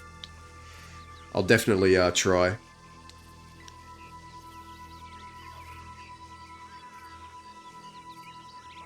I think Red M is always gonna have like some type of community because there are some people like me that just cannot stomach modern day roleplay, modern day. GTA 5 RP is just like content roleplay for me. Like from what I can see, it's more of a money making server for role players than. I don't know how to explain it, man. It's you all know what I mean. GTA 5 RP, it hits different. It's not the same thing to me. If I wanna do like slash dance 37 on the beach and listen to music, I can just go do that in real life. I can literally go to a club and do that. I feel like I play roleplay to get away from real life, and if I'm dancing on the beach smoking, I'd rather just go do that with my friends. At least in Red M I can play like an outlaw, you know, be in a different world, different time period.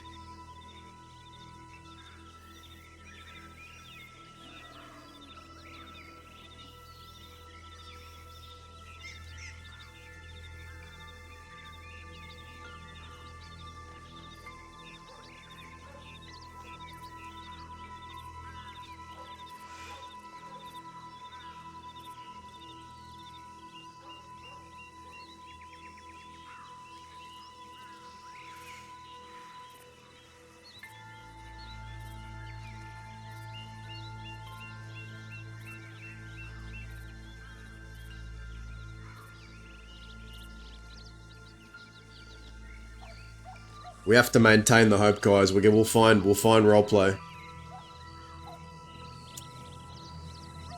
Yeah, we found a bench.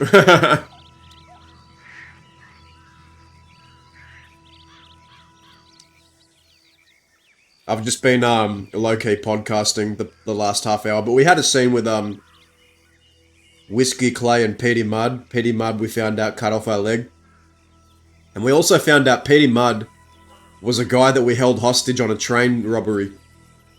And we had like a standoff with his group, and Dazza took Petey Mud hostage, and then Petey Mud took Dazza hostage, and their two groups, Barbarians and the Mud Gang, pointed guns at each other on a train.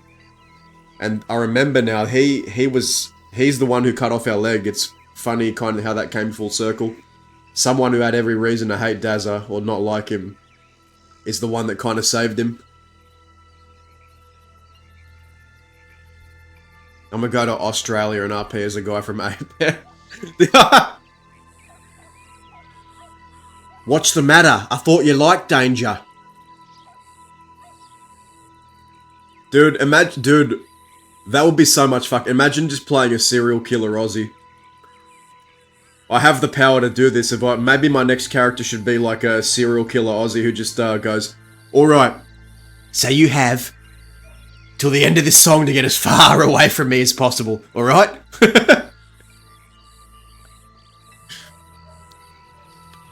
I've packed your bag with provisions. Get as far away from you have until the end of this song to get as far away from me.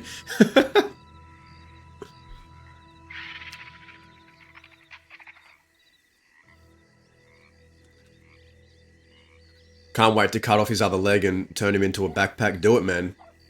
Call it the Dazza pack. I got my Dazza pack, guys. He's on.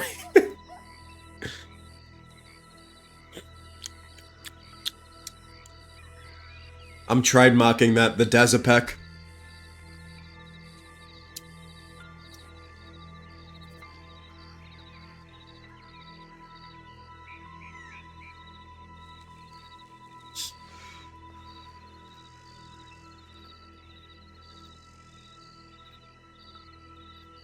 What's been up with you, Wicked? I'm going fucking crazy having no leg, man. I don't know how Bud did this for like 3-4 months hopping around. But I've been having fun making the plans.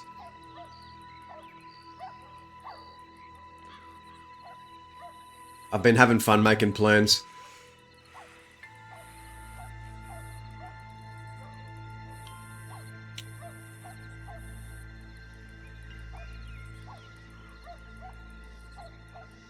We had a brief scene with Whiskey Clay and Petey Mudd earlier.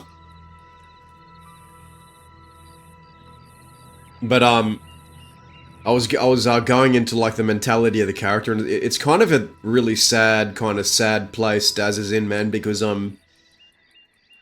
he feels very alienated in his own home. Like the West, he lives in his home, but I don't know, even amongst other Westerners, I think Dazza is a bit of an anomaly. He's definitely an anomaly to other Westerners, and it's his, it shows, man. It shows.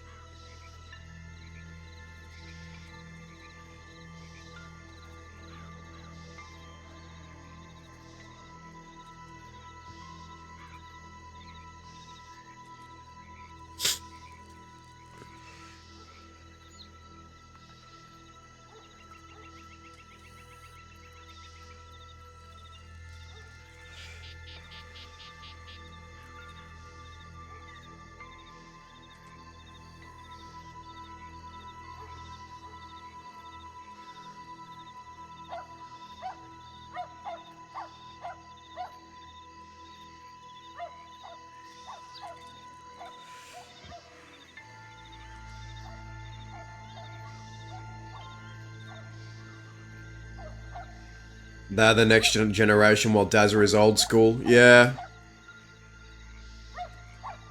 But I feel like, I don't know, man. I was kind of expecting there to be way more characters that'd be willing to learn the old school stuff, but I don't think there is. I don't think there is right now. Aside from like Oscar and maybe like a handful of people, but everyone that we've tried to take on as some kind of prospect has like failed us miserably, man. Amanda became a drug addict and died.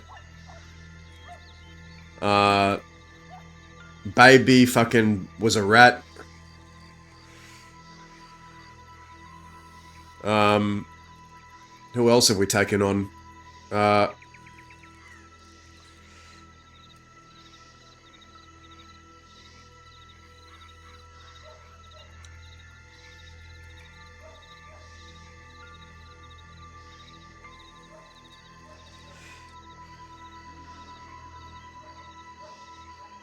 Whiskey's too much of a rancher.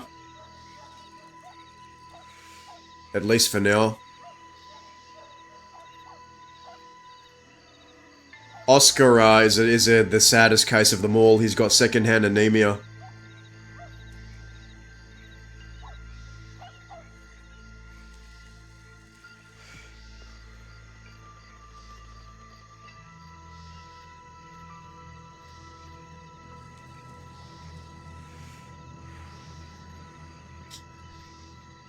But I genuinely think Oscar is the only one that has really taken what Dazza has said to heart and like actually followed it. He is like the only, and maybe a few others. Maybe there is Lane. I'd say Lane has as well, but them two are kind of the only. I feel like they're the only ones that truly kind of like listen to Dazza and actually believe in what he says.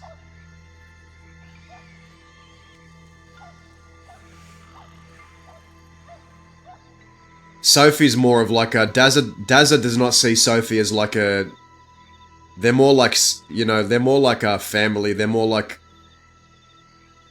because Sophie's been there from the start. He sees her as like, it's different. It's not like a.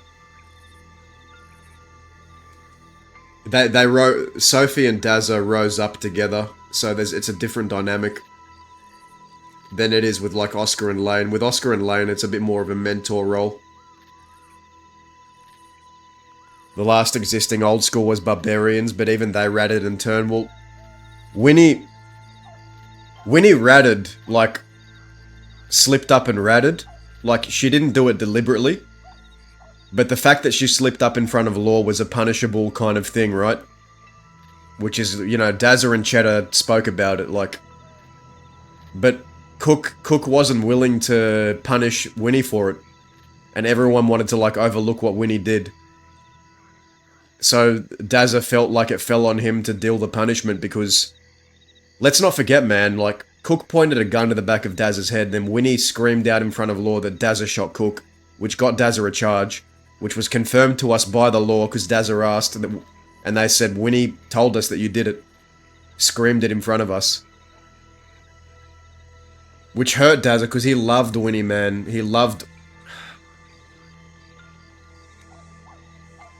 He really grew attached to the Barbarians, man, and Cook pointing the gun to the back of his head, which it was a really good scene.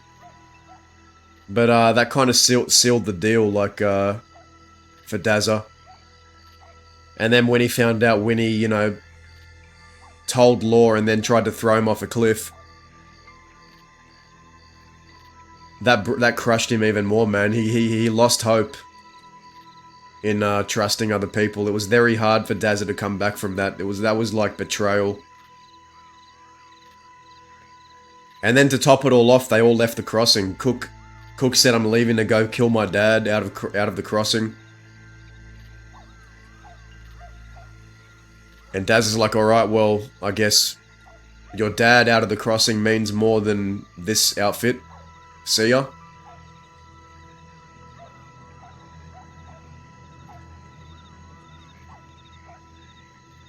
Really tragic end, man. Really fucking tragic. It was all Oscar's fault, really? Oh, look, man, I don't even think it was. I don't think Oscar could have... Even after everything Oscar did, I still think Oscar couldn't... That was out of Oscar's hands, man. Everything that happened with the Barbarians. That was all the Barbarians, man. That was all Winnie. That was all Cook. And... only Dahlia, maybe Gabe, and Lane took Daz's side. The rest were like covering for Winnie and like trying to give her every excuse to not be punished. But Daz is like, we're a fucking Western outfit, and she got me a charge by screaming out something I did in front of law. Can we call ourselves a Western outfit if we don't deal the punishment? And then that's when Dazza kind of like lost faith in the Barbarians, man. I think it could have been fixed. I definitely think there's a universe out there where it was fixed. And maybe they learned to trust each other again, or at least mended bridges, even if they didn't ride together fully. But I don't think they ever got that chance. Yeah, no, Oscar definitely played a role. I think Oscar really played a role in, well, to be honest, fucking Ernie and Jinx did all this, and Opie. Fucking... the shit that started between Dazza and Ernie, is what led to Cook blaming Dazza for getting Amanda killed. Which, Cook, that was a valid take. Like, maybe maybe partially it was Daz's fault. But in Daz's mind, he was just standing on what he believed. He wasn't letting someone roll over him. I know they returned, man, and Winnie telegrammed Dazza, and we tried to telegram. We telegrammed Winnie back, and then we played telegram tag. But then I think they left the crossing again. I don't know if they still play Redem, which sucks.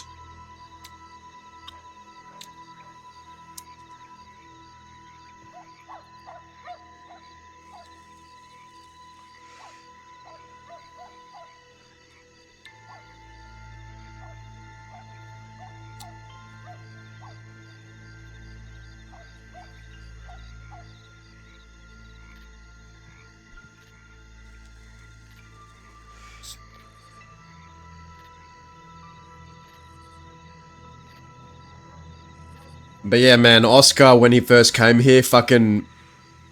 I genuinely believe that Oscar is more unhinged and delusional and crazy. I mean, he can get to that point. He's a lot more crazy and unhinged and violent than Oscar. I mean, than Isaac. I also think that Oscar is a lot more like Dazza than Isaac was, but that's because... he's a Dazza protege. I think we transferred our fucking psychotic tendencies to Oscar. By trying to push him away, we made him crazier. But, there's a method to the madness, because at the end of it all, Oscar became someone who was a survivor. You can only become a survivor through trial, tribulation, and suffering, and that's what Dazza believes, so that's the teachings we gave.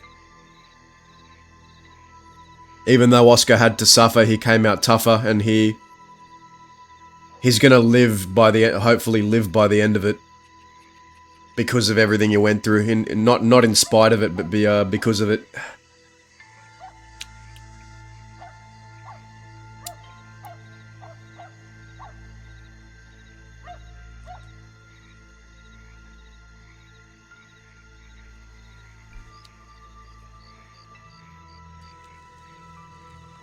Oscar is way more fucking impulsive, man. Like, let's be honest, man. He shot Cheddar.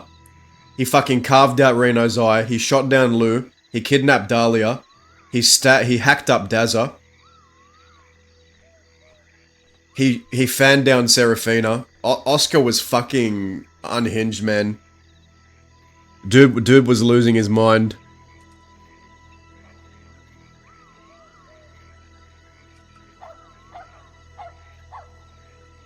Isaac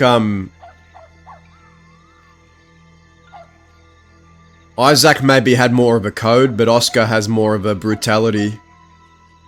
And a kind of unpredictable, he's that unpredictable kind of attack dog, man. That's the kind of vibe, like, there's always, like, a category for characters in a group, and Oscar is kind of like the impulsive, hot-headed attack dog that you have to try and rein in.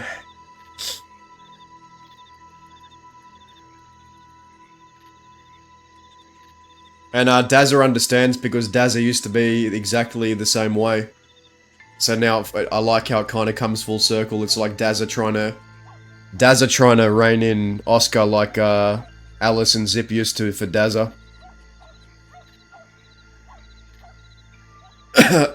Fuck.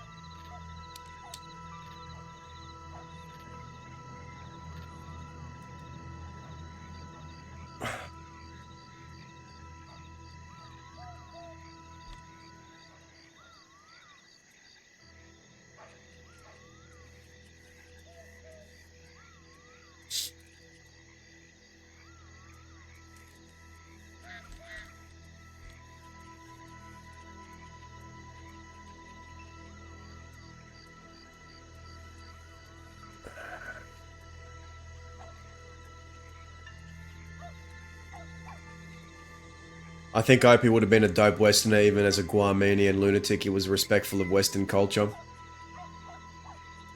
I like that. I like what Opie became. I think Oscar being like a Westerner. I like that. I like that you tried to do something different and made like a character that wasn't in the West. I was thinking, I've got a lot of ideas for my next character. And if I do, I made a poll, but I deleted it from my Discord. Like, do I play Rosalita, or do I wait a month and play Unwanted? Because let's be honest, man, people are server hopping servers these days more than Daz is hopping in Thieves. So I think we're just gonna wait for Wanted, and I don't know, I've always had a vision for like a more nomadic character, someone that maybe a northern character in the north. I think Northern Outlaws would be pretty sick.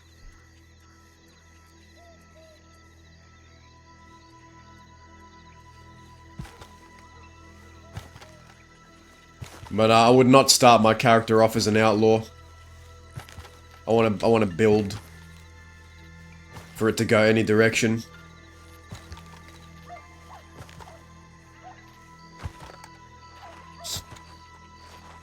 Did he? I forgot. I forgot if he did that.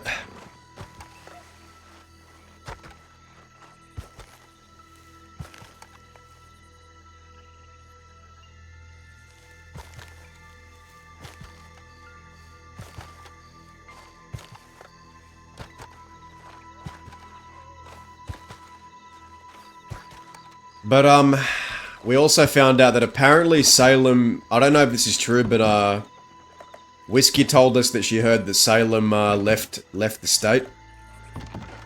So, I don't know, we might need to find something else for Whiskey to do, but I want her to be able, I want her to try and... I don't want it to just be a job or a bank or something mechanic, I want it to be like a character-based thing. But it also feels unfair to make her, it feels unfair to make her look for someone who ain't even around, like, on the server, so...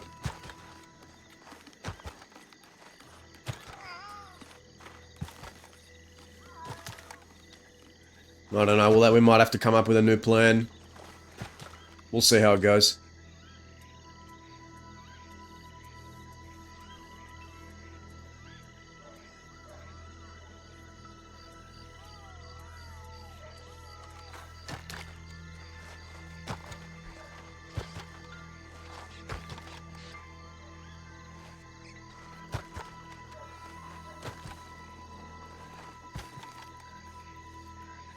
Old Ratskeller, fuck.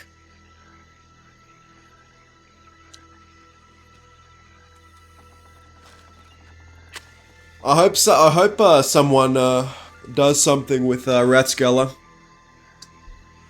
I heard Tiny Tony might be taking it over.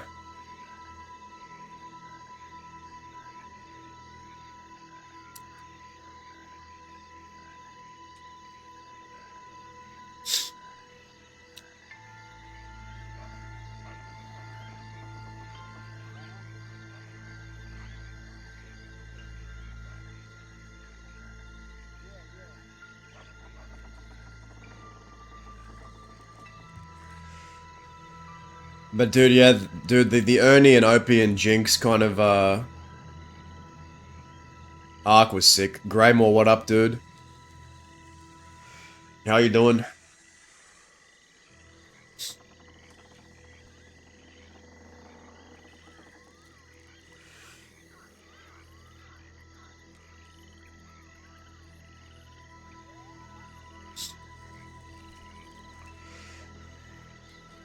We've just been yammering and podcasting for the past hour, but we had some cool interactions.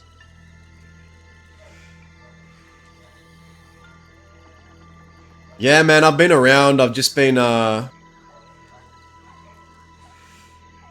been taking more breaks and kind of pacing myself because we got a whole arc going and not much I can really do right now because as you can see, we're a bit. We've lost a bit of weight.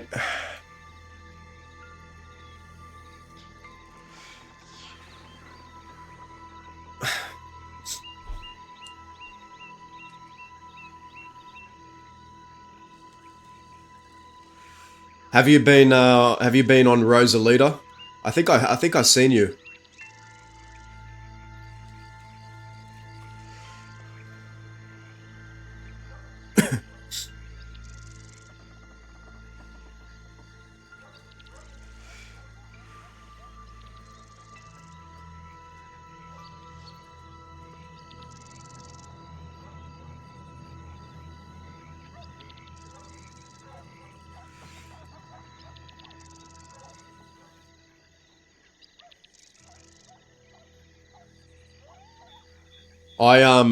So a lot of people don't know this, but because I did it off stream, but I did play on Rosalita for a day.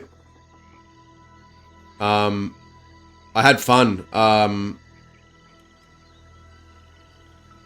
just I don't know. I'm kind of I might wait for Wanted. I don't know. I've got like a new idea for a character, but I just don't know. I don't know if I fit in with into Rosalita. I don't know.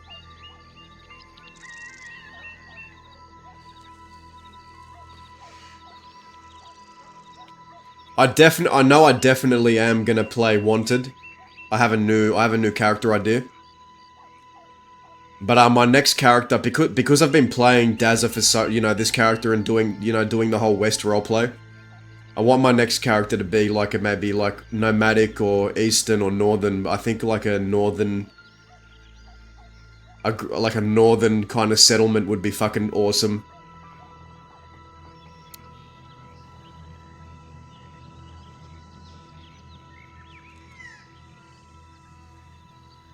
Because I don't know, I did a poll that I deleted, but I was thinking, do I play on Rosalita now, or do I just wait for Wanted to come out, because these days people are hopping servers more than Dazza's hopping around Thebes. Like, is it worth investing time in if people are just if it's gonna if everyone is just gonna move anyway in a month? I don't know. I've been I've been kind of going back and forth. I can't make up my mind.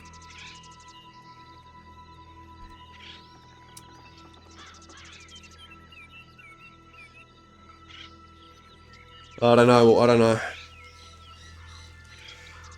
I just feel like Rosalita seems very like business, slow burn business oriented, and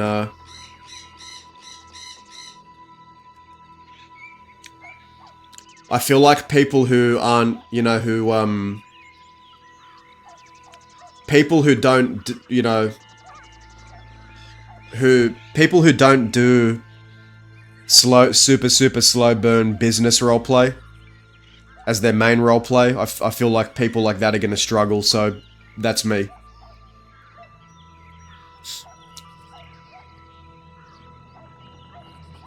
That's what I'm getting the vibe that Wanted is the stop-off point. So that's why I'm kind of like, you know what, maybe I wait. I'd rather invest my time, telling more story here, and then, it's only 4 weeks away, right? I wait 4 weeks, and then, obviously, I'm still gonna play Dazza. I'm committed to telling this story too, but I think a fresh character elsewhere will be fun.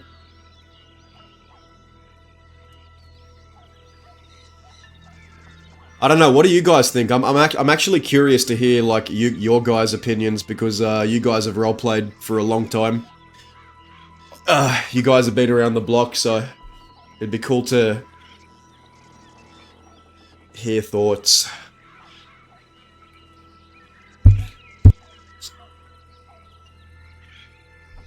Dude, I've already got my main theme song for my new character ready. Like I've got ideas, man, but I'm gonna try my best not to make it a Western character, because I feel like if I go to a new server and roleplay another Westerner, I might as well just be fucking roleplaying Dazza again, and I don't want to do that. I want to I want to do something that feels fresh from this character. I want to do something I haven't done before. So I think maybe a character that based in the north or the east, or a nomad, would be fucking cool.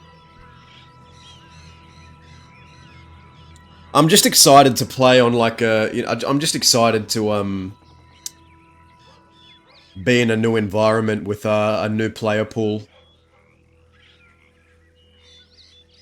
And the opportunity to just create stories with people I might not have roleplayed with before. That's kind of what I'm excited for.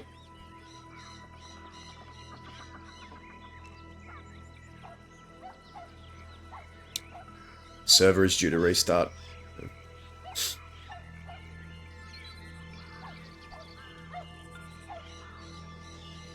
I think I can pull off too, like,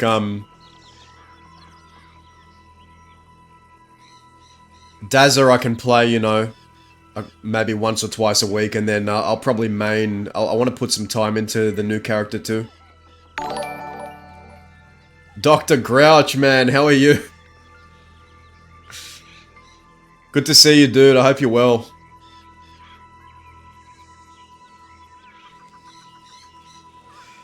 You might have noticed we've lost a bit of weight. Wicked, you just need to get off your shitty work schedule and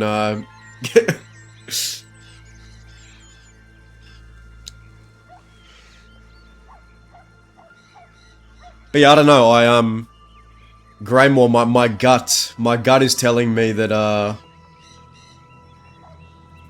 I should just wait for Wanted. I don't know. I think Rosalita's fun. I just I don't know. What do you guys feel about the Force Perma? What do you guys feel about that? There is no wrong answer here. I'm just curious, like, what is the general consensus amongst the community on, like, Force Permaing a character? What is, like, the general consensus? What are your guys' thoughts? Again, no wrong answer. How do you guys feel about, like, a dice roll determining your character's fate? Like, if you... As opposed to, like, having that control yourself.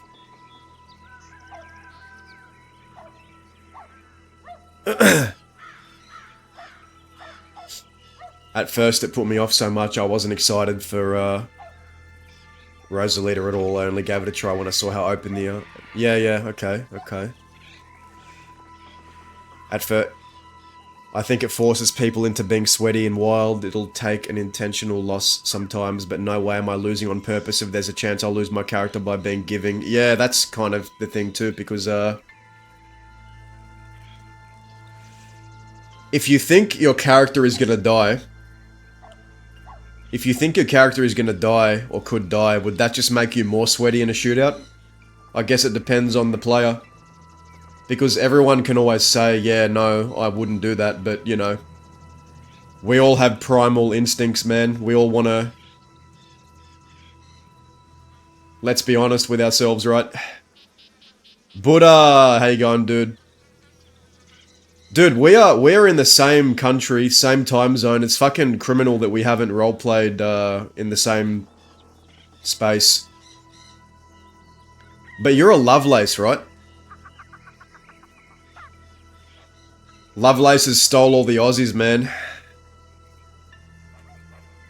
Notorious Buddha, I was asking everyone's opinions on, like, what you feel about Force Perma, like, as a rule.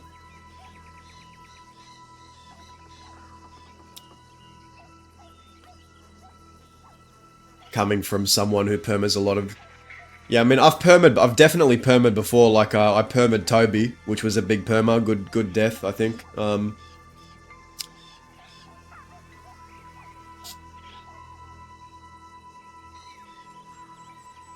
Like, coming from someone who permas a lot of characters, I feel like I should be trusted to perma on my own terms. Yeah, I can see that. It's crazy, man, I was thinking that, and we are in the same war, basically, yeah. Well, Daz has kind of been, like, in the background, but, the Lovelaces could have taken us when we got surrounded. Well, there was three of us and 3 Lovelaces, and the Lovelaces helped us save Sophie and Nico from drowning. And then it was awkward because then we realized who we were. Mini Ricchetti, I was sad to hear about Anne Boleyn. What are the...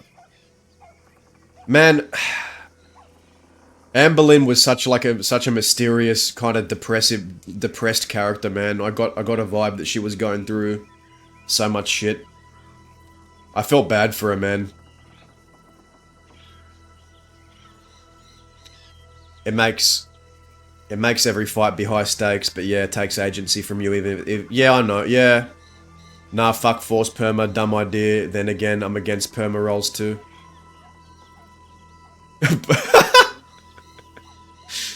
Yeah. Hot take. Someone described it to me, it's like, imagine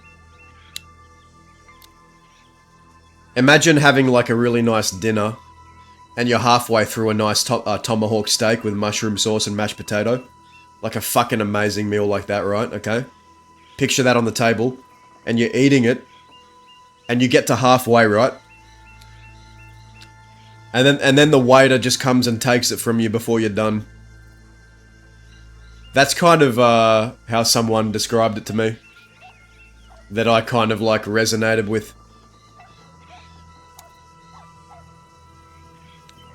She was going through a lot of shit just to... So, I have not... Wait, did I learn in character? I think I did learn in character. Did I learn in character? I'm trying to remember. God, I can't remember now. Oh, I don't want to say if I did or not, but I know out of character she died. I might have heard it in character too.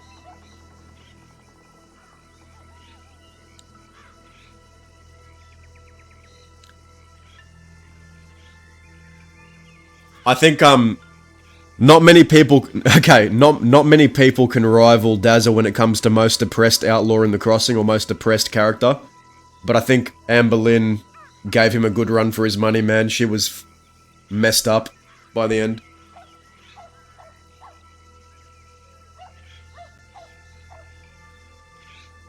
Force perma was definitely a choice, luckily. So, that's the thing, right? Okay, so you got Wanted and you got Rosalita. I think the main thing that separates them right now is the force perma rule. One has it, one doesn't, so we'll see which one people gravitate towards to. Does Dazza see dead people yet? Dude, Dazza has been seeing dead people for maybe... Dude, Dazza was seeing dead people from, like, baby Dazza, teenage Dazza days. He's always had psychosis. Dazza's always had, like, auditory hallucinations and psychosis. Yeah, so that's been a thing with this character for a long time. I'm happy to see more servers, but it does fragment... Dr. Grouch, you're right. I've said the same thing. Like, yes, it's great. It is fucking great to have a lot of choices to pick. But... instead of one consolidated server everyone plays on, it's just people split between different servers, which, you know... there's positives and negatives to both, I guess. Yeah, man, those were the days. With the force perma, they have... I feel... Wait, I'll go up, hold on. I feel honoured to say that even though she was a lot less down... Oh, no, Anne Boleyn was great, man. Dazza was always wary of her, like, he wasn't sure whether to fully trust her. But they never really... I don't think they got the chance to really get to know one another, but Dazza saw her as a kind of mysterious person he wasn't sure if he could trust. With the force perma, they have a thing where you can message the bot and go, I don't want to die, and they can revert it. Yeah, so that's the thing, right? With the force perma... Hold on, we'll let it go blank. Let's remember, you don't necessarily have to break a rule to give someone a bad scene. So what if someone gives you a bad scene without breaking a rule? they shoot you down, and then you roll a 1 and have to perma. What happens then? Do the staff go, oh, you know, maybe it wasn't your ideal scene, but... Or it wasn't the best scene, but they didn't break a rule? Or do they say, okay, we understand?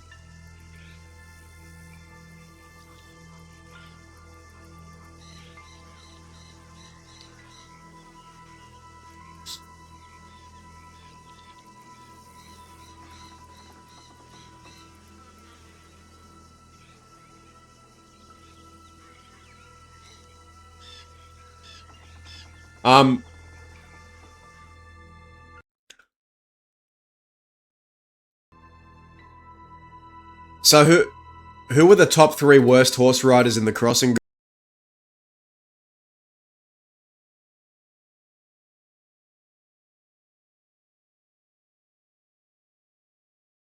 Ranked it, and I think number 1 was Angel Knives.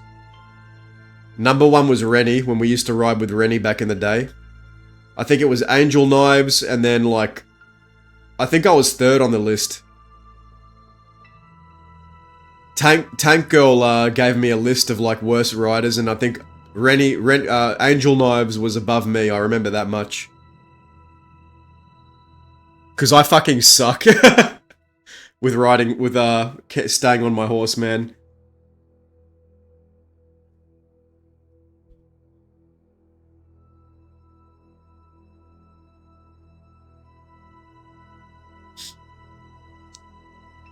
I'm at least, I feel like I'm at least in the top 5 worst horse riders in the crossing. Top 8 maybe, I don't know. It just makes a grey area that doesn't need to be there. Yeah, it's interesting to see the consensus from the community about forced perma, because I'll say it like this, right? If I knew there was a good chance I'd never get shot down in shootouts, or my group would never get shot down in shootouts, subconsciously or consciously, would that make you more for the rule? Like, oh, would you at the back of your head think, oh, look how many characters we can perm up because our group never gets shot down. We're just gonna go rack up permas.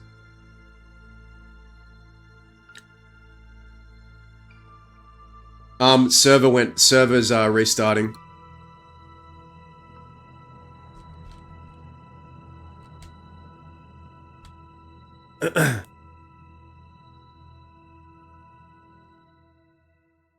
Because I don't know, man, I just...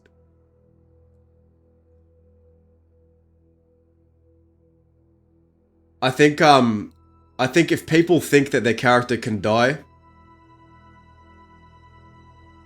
then won't that just make them sweat more in shootouts? Check out this clip, hold up. What clip is this? Do you have my kilogram? No, I don't. See. Oh my god! I rode into a bird.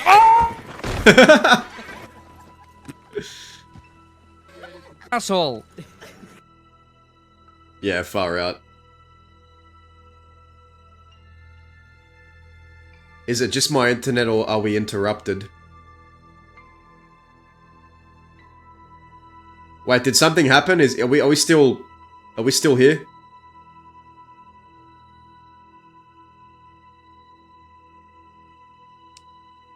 Are we good, guys? Are we here?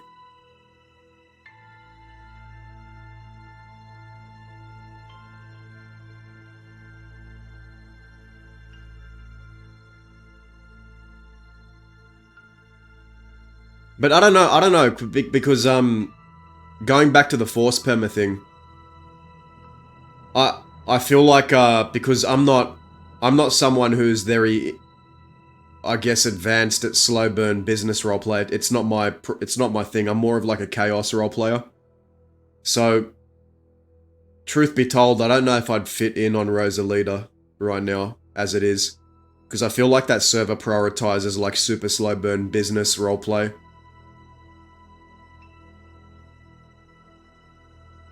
Huh? Guys? Guys, are we good? Guys?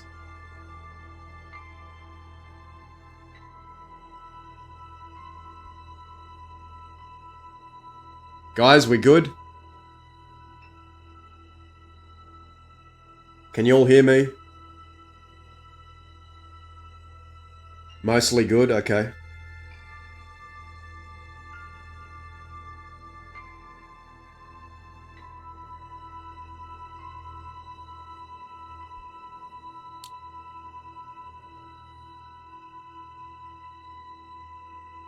Also, the community needs to be fractured. Everyone is just pre-made and other groups get shit on if they do it naturally. At least there is fresh faces because of the fractures. Yeah, so what I was saying was, what was I saying? God damn it, I lost my train of thought. I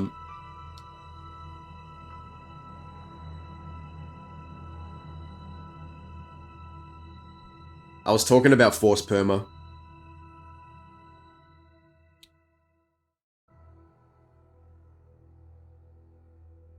Yeah, Buddha, we gotta catch each other soon, man, hopefully.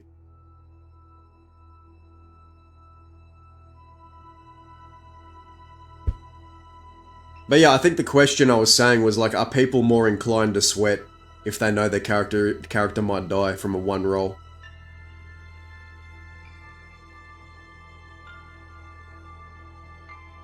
And then,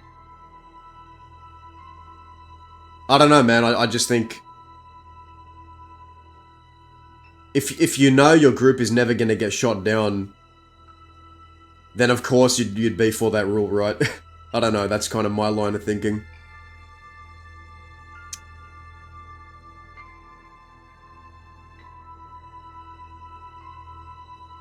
It'd be in the back of anyone's mind. I agree.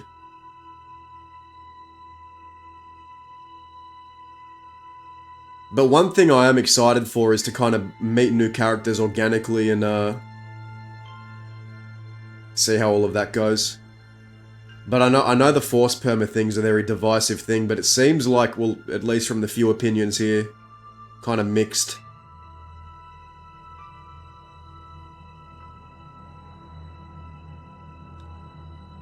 But yeah, that's the big thing separating Rosalita. Am I playing on Rosalita? I played once off stream, maybe 2 weeks ago, 3 weeks ago. I had a fun time.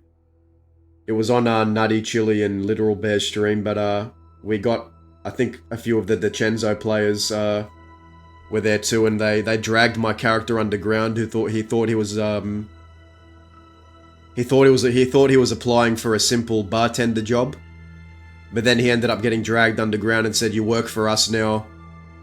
If you tell anyone about this place under the bartending store, this dungeon, we will kill you, but now you're initiated." And they bashed him and then initiated him. And it was good. I just...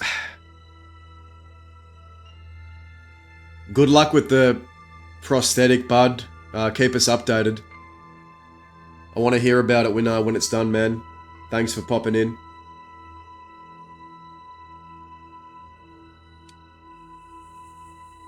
Oh yeah, that's what I was going to say, Dr. Grouch. Because I don't have a massive voice range, I can do voices, like I can do different accents, but because of my playstyle, I'll probably cause chaos and get into more shootouts, right? So if I have to force perma, say, every 6 months, is it going to be just getting silly? Like of people hearing my voice, the same voice on a different character every 6 months when I have to perma? And then people will just say, well, we'll just get into less shootouts. Get into less shootouts and you won't have to perma, but then, you know, what if I like shootouts? What if I like chaos? What if I like an outlaw that spreads chaos, or a character that likes chaos? You know, am I fucked? Am I doomed to use the same voice every 6 months for a new character?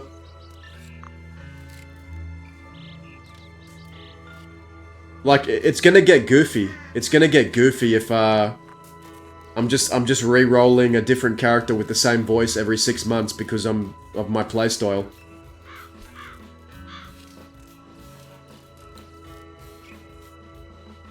That's where I think, like, people should start thinking about that rule when it comes to, like, maybe, I don't know, in principle it might sound good, but in practice, will it work? And that's, I guess, you won't know until it's trialed and tested, right?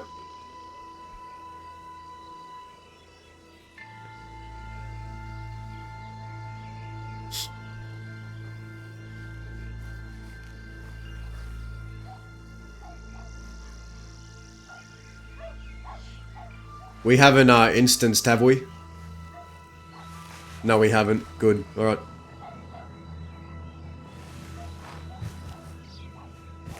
Dashman, how you going? I'm a one-trick pony with... Yeah, like... I can definitely do voices, but I'd prefer not to have to use the same Aussie voice every 6 months, if I can help it. I just think the server facilitates more slow burn business roleplay, and I don't know. Are you guys, like, what... If you could say... What's your favorite thing to roleplay? Like, do you guys like business? Do you guys like Gremlin Chaos? Do you guys like Outlaw? Do you guys like Business Owner? Do you like Street Kid? Do you like... Because I know my strengths and weaknesses. I'm just curious, like, because I don't know. I don't think I fit the mold for Rosalita, man. I think it's too business structured for me. Oh my god.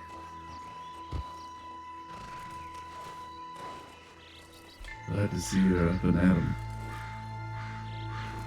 Howdy, partner. I wasn't expecting to see nobody. Yeah. Why don't you... My horse so we can talk, yeah? Now, why don't you come over here so I can get a better look at you proper? Sure.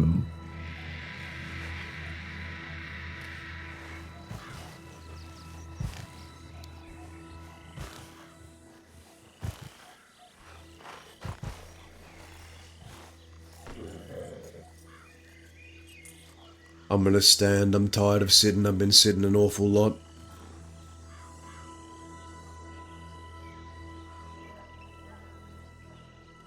When you gonna bring Cross back? I don't know, man. Cross is in the stratosphere right now. Cross is like...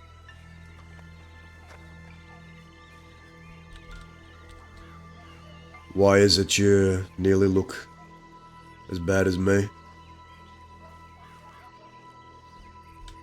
I was taken hostage by the Lovelaces. Before we start, who is this here? I reckon she can introduce herself. My name's Effie. Effie Parker. Effie Parker. Have we met before? Effie Parker. I don't think so. Name's Dazza, then. Nice to meet you, Dazza.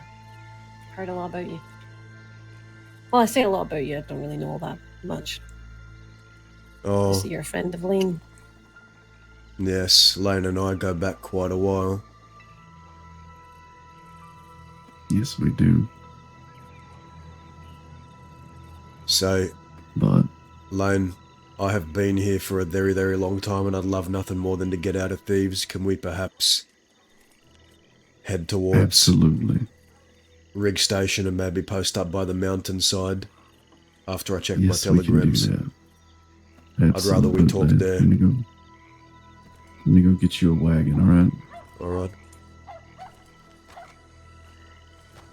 Effie, if you want to ride Comanche, you can. Alright. I can get a wagon if you prefer. Do you have one? Yeah, Dashman, I was just talking before about how I don't think I fit the mold of Rosalita, which is more like slow burn business roleplay.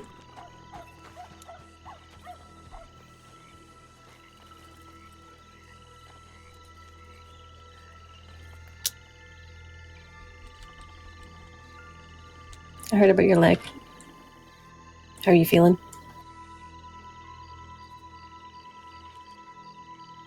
Like 10 pounds of sausage in a 5-pound casing. That is quite the analogy. So how did you come to meet Lane? This is the first I've heard of you. Yeah, there's not really a say, to be honest.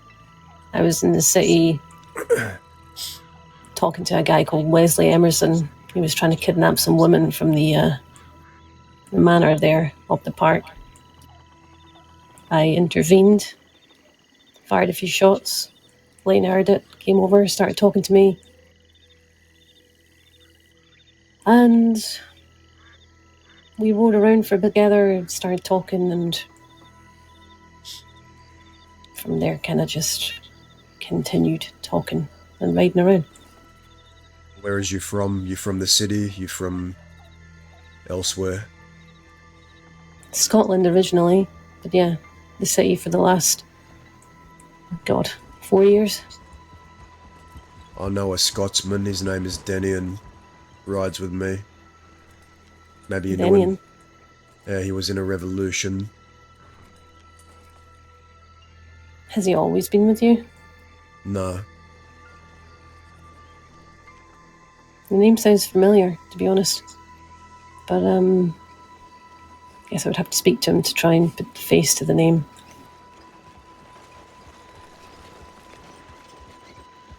You wouldn't mind helping me to the wagon? Lane looks injured.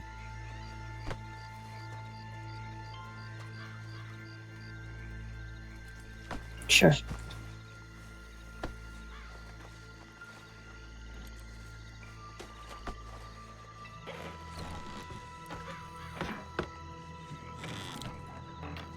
I remember the Think you can seer. control this team. Hmm? You think you can drive the wagon?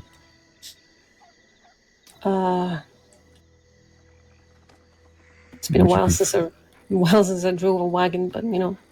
I'll drive it. Don't worry. You want me to take your horse or not? No, don't worry about it.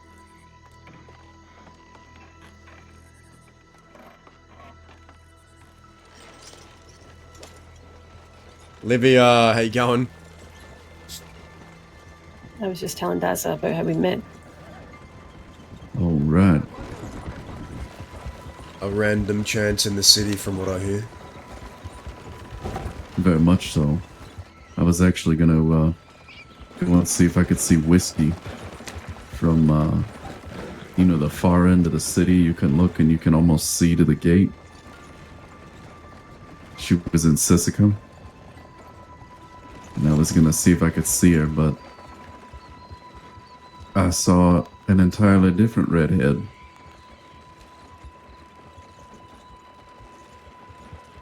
Oh, he's lucky Oscar isn't here, man.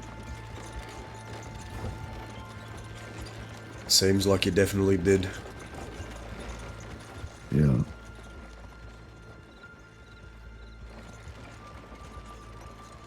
And as you can probably tell, he's not feeling so great at the moment, so I've been looking after him best I can.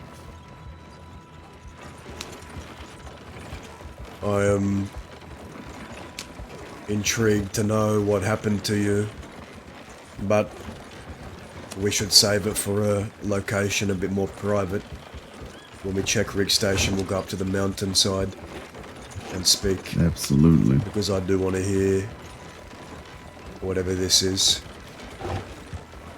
It's a very long and convoluted story, I'll tell you that right up front. Well, my whole life's been a long and convoluted story. What's another one?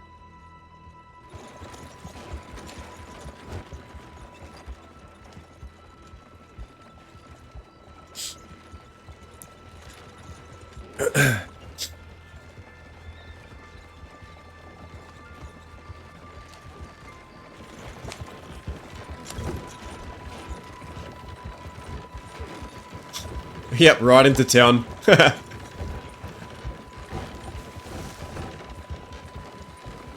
Man, if Oscar was, yeah, it'd be a different... You mentioned Danian. How long has he been around? No, I'd say 8 months, 7 months. Maybe I don't know him then. Maybe not, but I know he's from your homeland. What, you don't know every Scottish person? I do know quite a lot of them, but any that have come back around or come around in the last year, probably not so much. Right.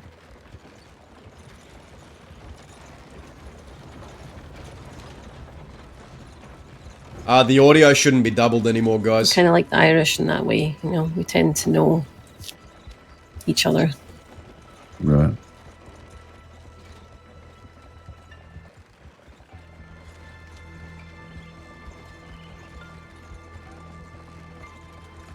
So how long ago did you meet?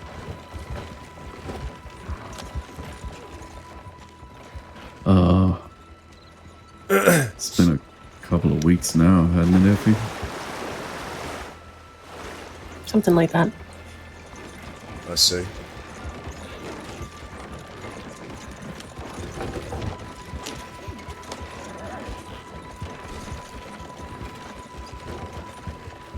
Fucking Oscar got kidnapped by a redhead the day Dazza said watch out for I'll admit redheads. it's a bit of a strange situation. Well, what makes it strange, Effie?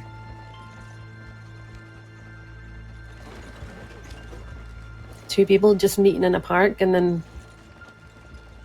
deciding they're going to spend some time together.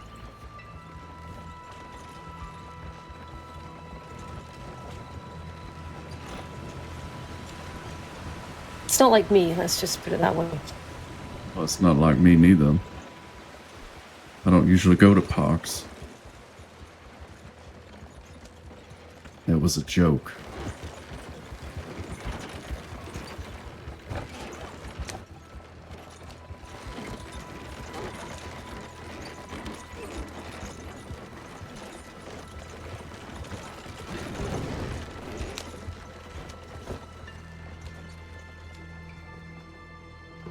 I want to play... Okay.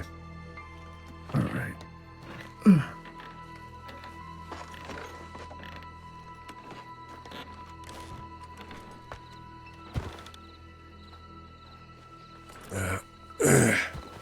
Just help me to the teller. Aren't we a fucking pair? Can you... Jesus Christ, Lane. I know you're injured, but damn. Well, goddamn.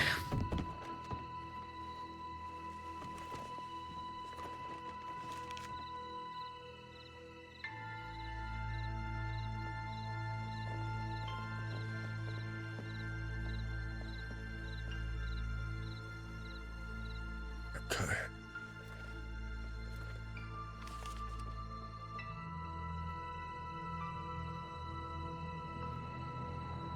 Oh my god, Oscar.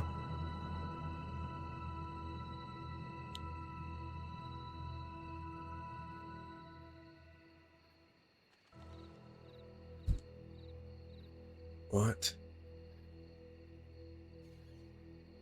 Okay. I got one from Clay that said if I saw you to telegram him. Yeah, you ain't gotta worry about that. Okay. You'll understand why when I'm done telling you.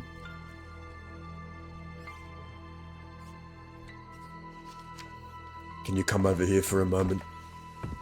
Yeah.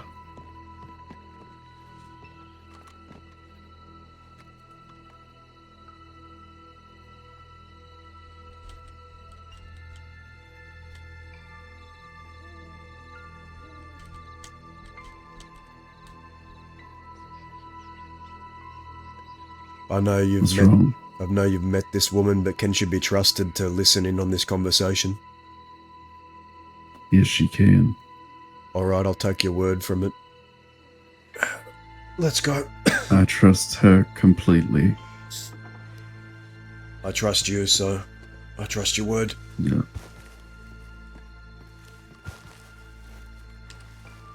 Just take us somewhere nearby, maybe on a hill somewhere, maybe near Strawberry, some hills, anywhere Yeah. secluded. It's a good spot. Alrighty. She had a headache, so give her a moment, alright? Yeah, alright.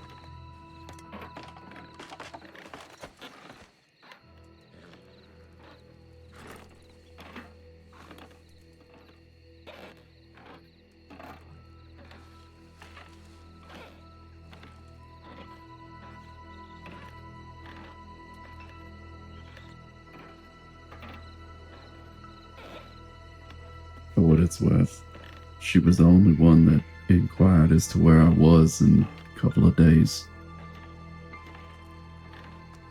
Partner, I gotta say, I didn't even know you was gone until today. Yeah.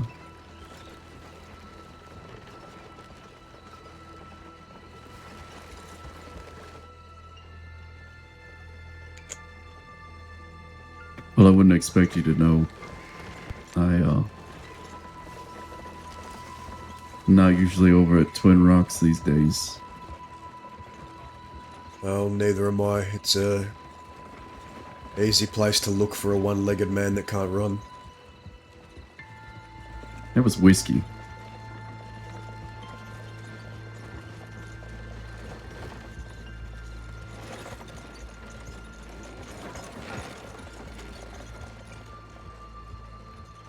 It was. Yeah, it was. It's a tree.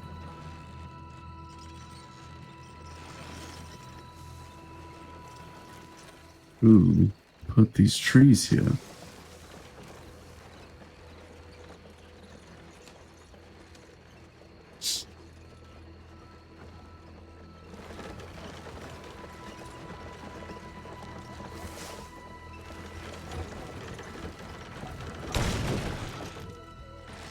You sure you don't want me to drive? I've got it.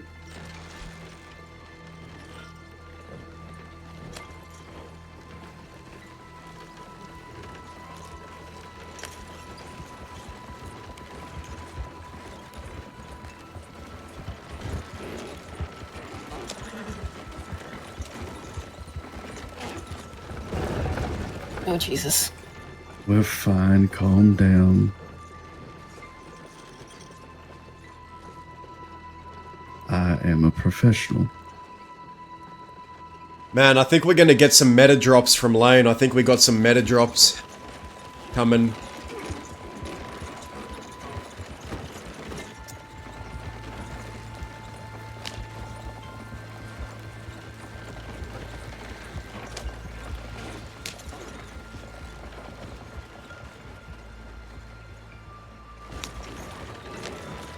You said you've got other business to attend to, Effie?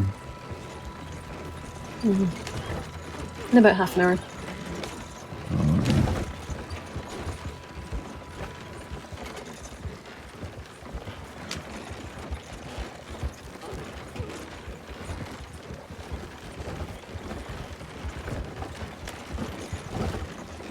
When did that doctor woman say that your stitches needed to come out?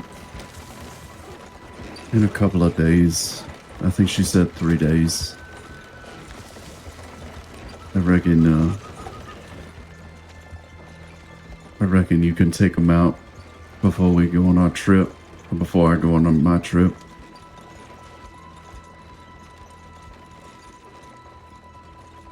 How's your side? It's sore as hell. This bouncy ass wagon sure don't help.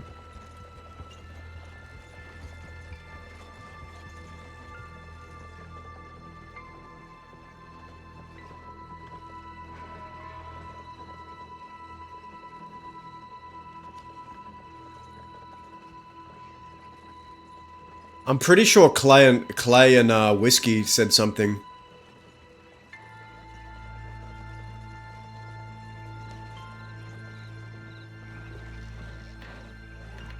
All right.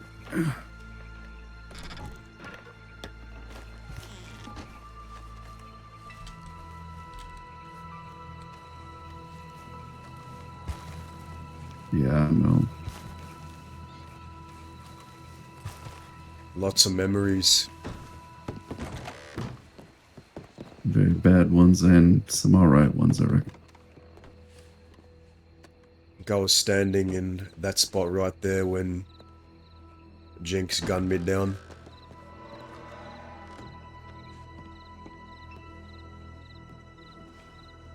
Well, I reckon that's about where Ernie was standing too, wasn't it? And it also was where Amanda was standing. Wasn't it?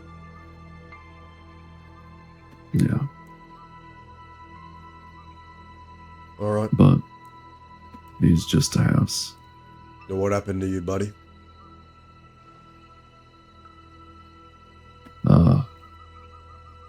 We were organizing to go hunting for the Lovelaces over at the Wangila camp. And I went to Strawberry to go send a telegram for Otto because we were going to have Otto be eyes and ears and let us know if she saw him. That is a bear. Is it a black bear? Nah, think so. Alright, I'm sorry, I'm paranoid about bears Maybe today. you ought to close the door just in case. Yeah.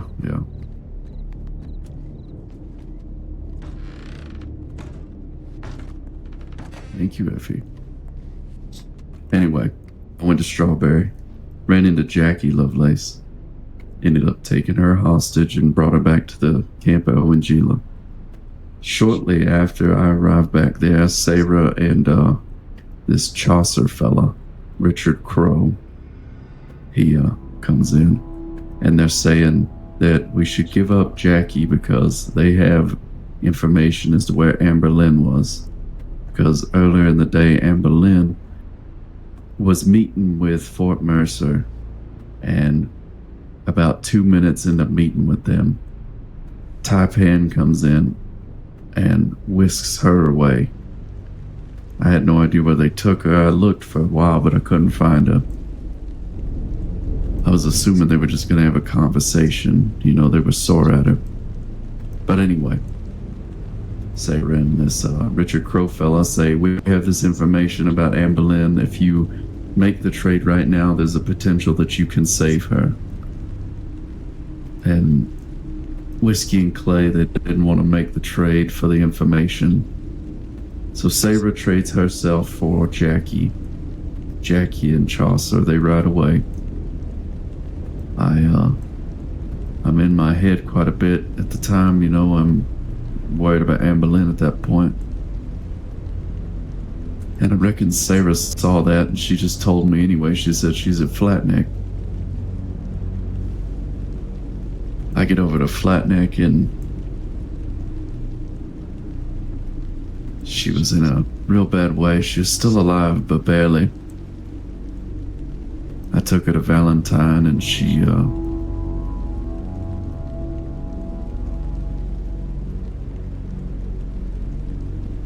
well, she died.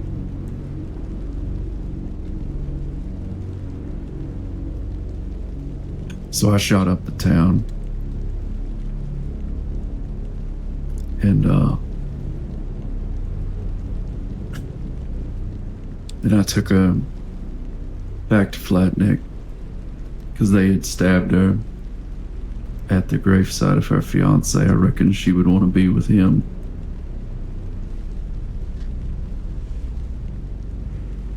And that's why I buried her. I went and sent telegrams after I'd finished burying her to the rest of my folk. You know, Whiskey, Clay, Don, Deke, Jonah, the folks that were there, and told them where I was gonna be. I didn't have any telegrams, by the way, when I went to go check. And I waited at the grave for about 2.5 hours. Just spending some time with my friend, you know. And they never showed up. So I decided I would just call it a day, but I was gonna go to the telegrams in Valentine and let them know. And well, I ran into this fella named Johnny. He rides with the Lovelaces.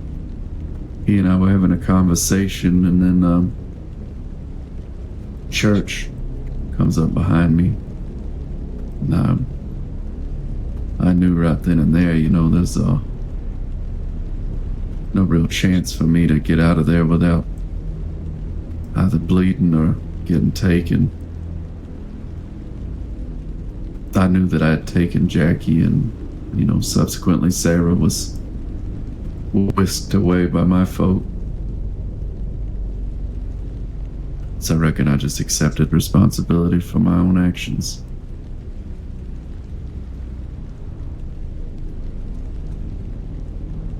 And they took me up to the frontier, tied me to a bed up there in one of the tents for a while. They tried to get in contact with Whiskey and them. We're having issues getting any telegrams from them for some reason. I don't know. They ended up taking me down to the Adler Ranch up there near Coulter. Put me in a hole for a couple hours while they waited for a telegram from Whiskey and Clay. Finally we get one.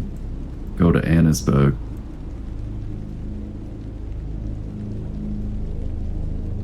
And they're in the mine. So they take me in there and having one of those old-fashioned standoffs. But problem is, Sarah, she had tried to stab Whiskey with a knife she hid in her hat, I guess. And they put her down. So Deke was looking after her, you know, him being a former medic and all. Meanwhile, they're having a conversation back and forth, and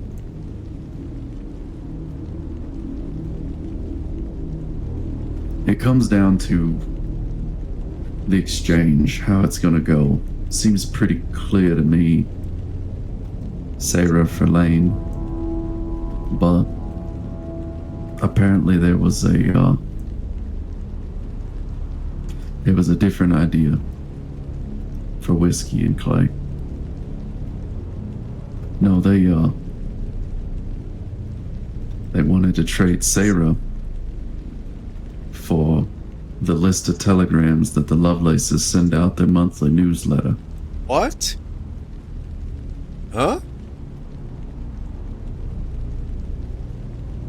And then, once they had that, Whiskey wanted to trade herself for me.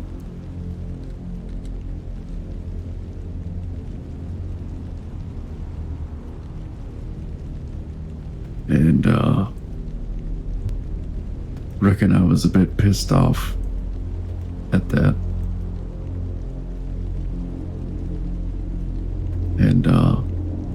And Clay, he didn't want Whiskey to do the trade for me. He didn't say that he wanted to leave me with him, but he didn't want Whiskey to go with him. And just before that she was gonna make the trade, Clay started shooting. And Hold on, Lane. before we... Wait. Yeah. Let me get this straight. Which one was it? Was it you for the list? Or you for Whiskey? Or both? Help me understand this. The first deal that was made was Sarah for the list. And then the subsequent trade after the list had been handed over was Whiskey for me. So the first point of negotiation wasn't your release, it was for a list. The list was first. Yes.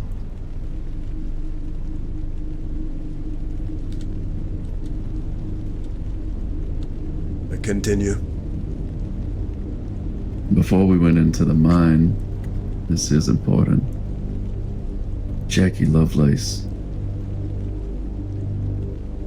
asked me, bullet or blade?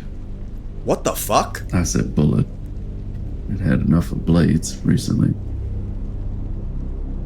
She told me that she would attempt to miss anything vital.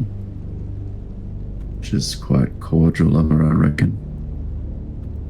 And that was only if, you know, these exchanges went to shit. But the interesting thing Poor was Lane, when man. they did go to shit, The fuck? she didn't shoot me. She just bashed me over the head a couple times and knocked me out.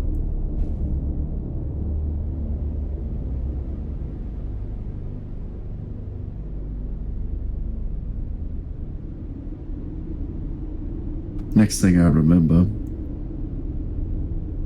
I was waking up in Van Horn with Jonah and this fella named Brian. They wanted the list before Apparently Lane? Jonah knows him from Arkansas. Surely that's not right. Surely.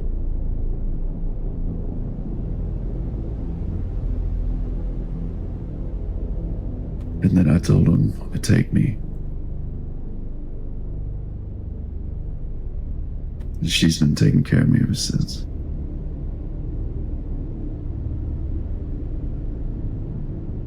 Who from Thieves Reason Landing why. was doing the negotiations?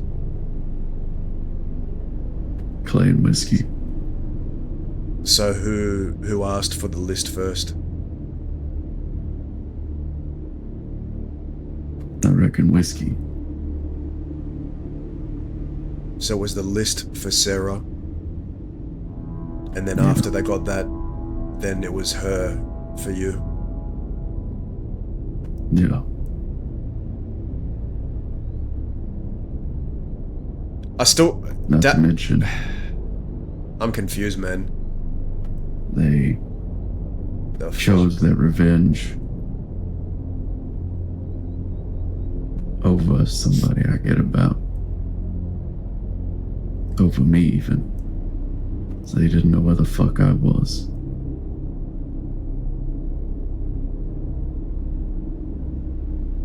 I will let you know this. I had a narrow interaction with the Lovelaces, you see. What might have been that very same day, Sophie and Nico took me canoeing, you know, to get some blood flowing back in my upper body. Just do something that Yeah. wasn't sitting in Thieves. And there was a canoe accident and Sophie hit her head, so did Nico. And then they was drowning in the river and I had one leg and I was shooting up in the air for help and some people heard the shots. They helped me fish him out of the river and then guess who it was? Who? The man that we all abducted and took down into that dungeon. Those two Lovelaces that I helped her abduct. Church, yes. One with the glasses and the beard. Jackie. Yes. Jesus fuck Christ. And the last time I saw Church, I was watching Whiskey shove a blade into him. And her. Yeah. And they remembered and I put two and two together and once Sophie and Nico were on their feet, we were standing there was three of us, three of them, and for a single solitary moment, I think the thought crossed their heads to take me for leverage. They kept asking questions, do I plan on getting involved? Do I plan on getting involved further? Church asked me, what do you plan on doing? And I looked Church and I said, I will do whatever I want when I want. That's all you need to know. And he said, all right, fair enough. I said, do you resent me? They gave a half-baked answer that didn't quite answer that question. But I said, what is it you value more, Dexter's word or your vengeance? Because Dexter told me that they weren't going to be hunting any of Twin Rocks. Only if we were with Whiskey would they raise a gun. So for them to take me, which I think they were thinking of doing, would mean going against Dexter's word.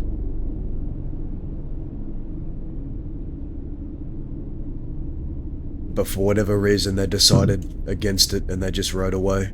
But I think the thought crossed their mind. So even when we had one of theirs, they still tipped more, and they did better than what Whiskey ended up doing. Lane, I want you to look at me.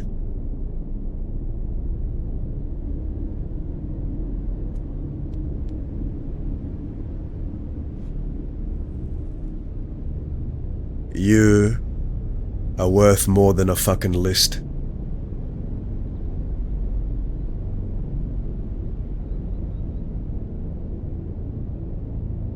Do you understand me?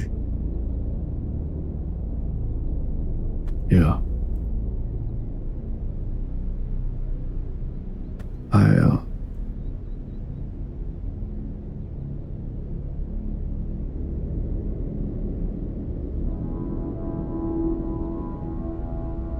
I don't know, I was in a shock, I reckon.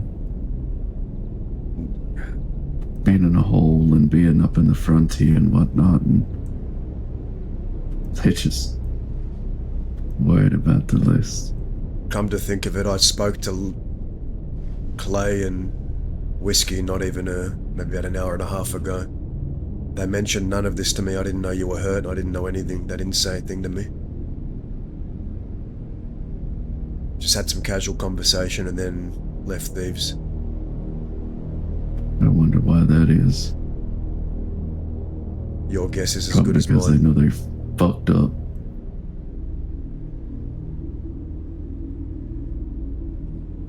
I'm gobsmacked.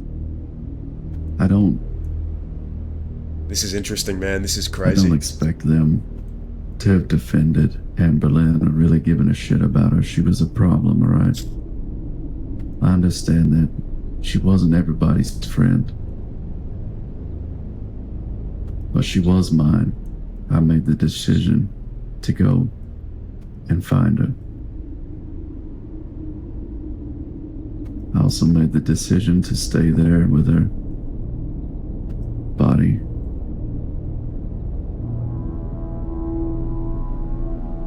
Anne Boleyn was a complicated woman, but at least she had someone at the end. Yeah.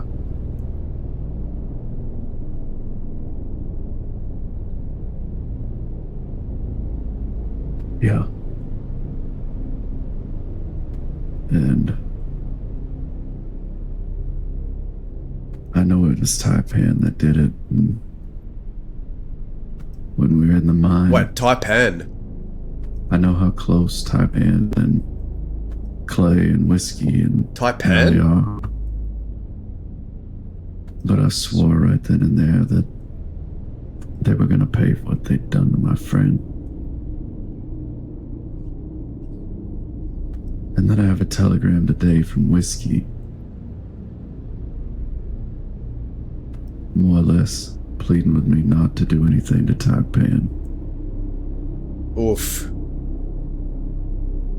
Yikes. Why? Because it wouldn't serve her purpose? Exactly. That's exactly what I was just about to say.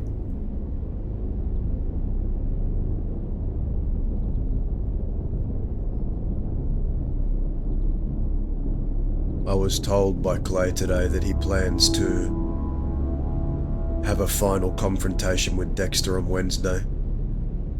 Either Dexter walks out, or he does, or maybe one of them dies.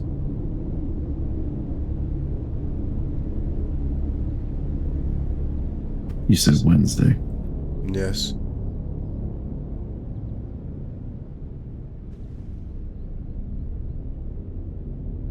reckon I'll be there for that. I may be. I haven't seen or spoken to any of them except for Jonah. And that was only briefly when I came to in Van Horn. You know, the entire time we were there in that mine, Poor Lane, man. Don and Jonah, hell, even Deke, But we only have one side of the story. they were But saying Whiskey just and laying back Whiskey and Clay did not tell us a single thing about this. They had for the, whatever reason. The list came first. the list came. The list came first. Yeah, And how does that make you feel? angry.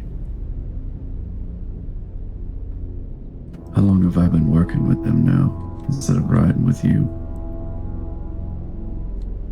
A couple months.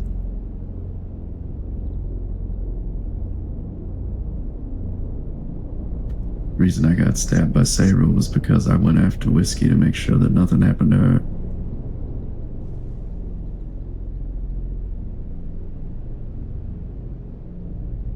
I brought Dawn. I suggested Jonah come ride with Thieves Landing.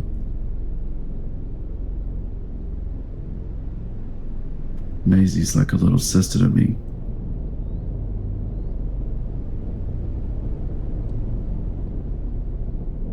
I think they forget their place, Dazzo. Uh-oh. Uh-oh.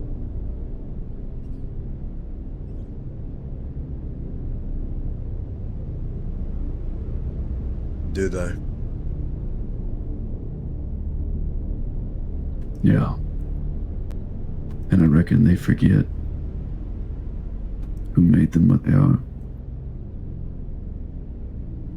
Because without Lane Sinclair, it could just be Clay and Whiskey. Well, what no one can take away from you is that you sacrificed a lot for Thieves Landing. You're a hard worker.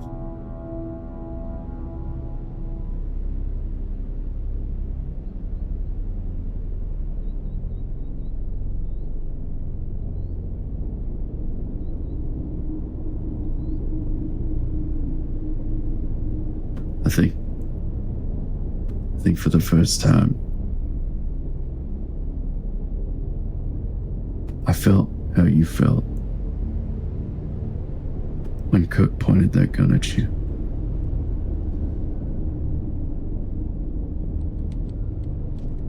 It's a little different, but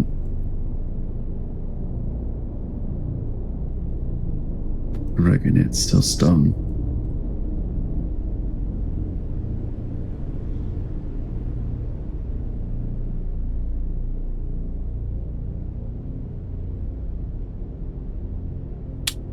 It hurts, doesn't it? The moment you realize you may not have meant to someone as much as you thought you did.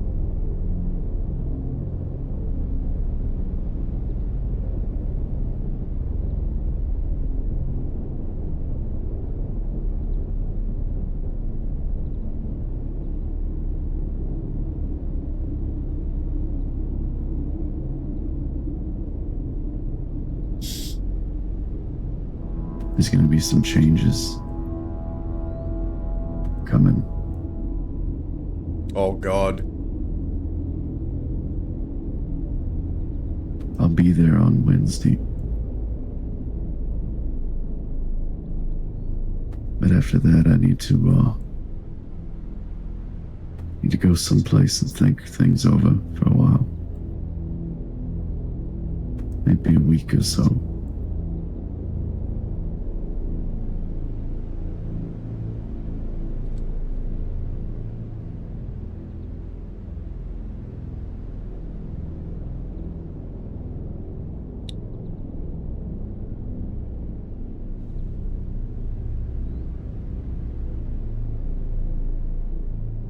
You do When what I you come have to back. do.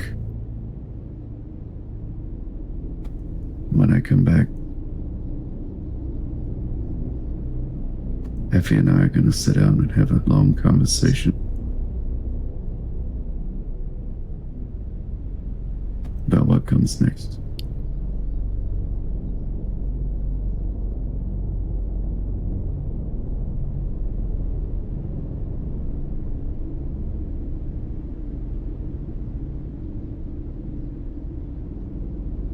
But that's all of it. I'm seeing something in your eyes, Lane.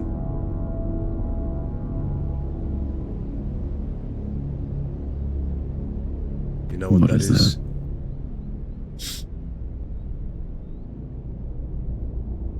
It's the same look I had back then.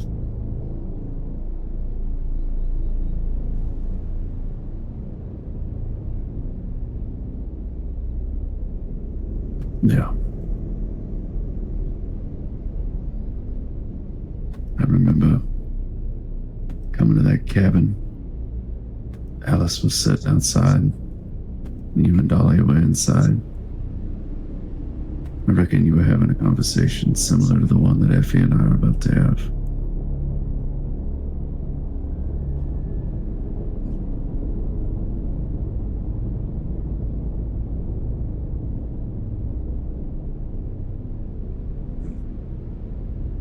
Here is one fact going forward that you need to remember, and I want you to repeat it after I say it, okay?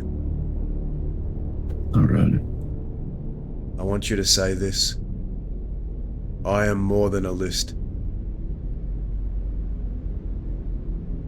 I am more than a list. Whenever someone says something to you to make you try and doubt or think otherwise, you repeat that in your mind.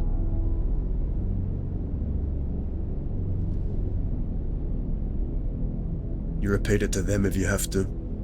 You say it loud, you say it in your mind, you say it whatever way you need to say it, but don't let yourself forget.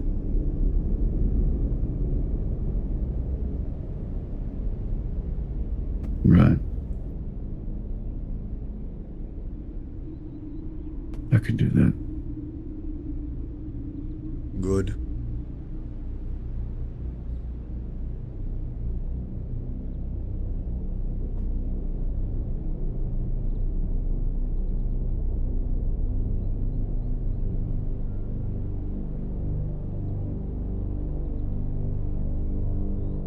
I'm just still racking my brain as to why this wasn't told to me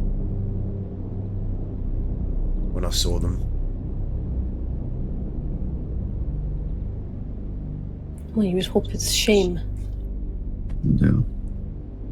But I think it's more likely. I think it's more than likely fear more than anything else. Maybe just an afterthought. Mm-hmm. Maybe it's not that important. Yeah.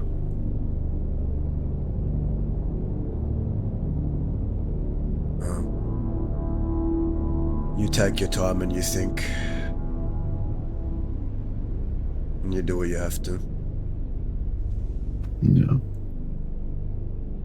I will be in touch. A lot more frequently. I know.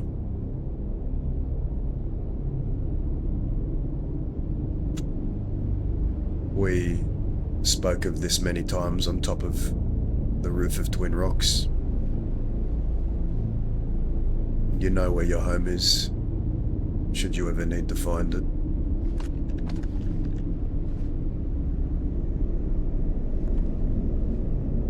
Of course. I've always known where home is. I never doubted it.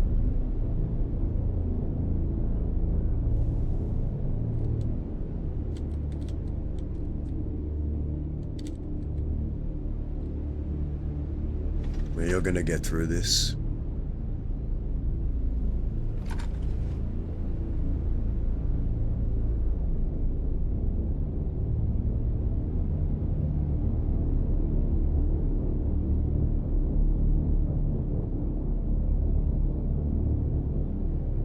Yeah. I'm more than a list, like you said. And you have enough self-respect to act like it too.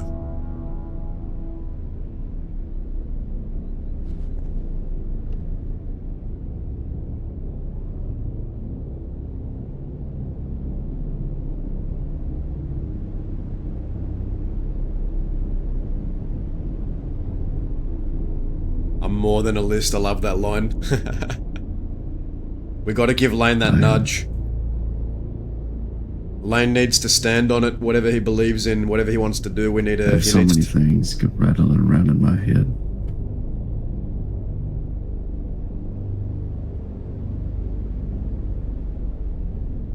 It gets foggy.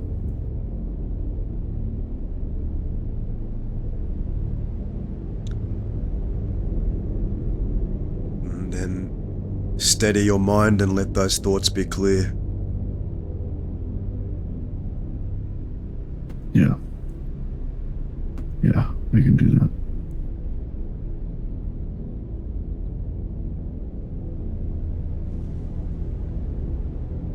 I've been where you are, so I know that the road ahead is not going to be easy. But it's a road you're gonna have to take nonetheless. Because us Westerners, one thing we will not and ever do is take the easy road.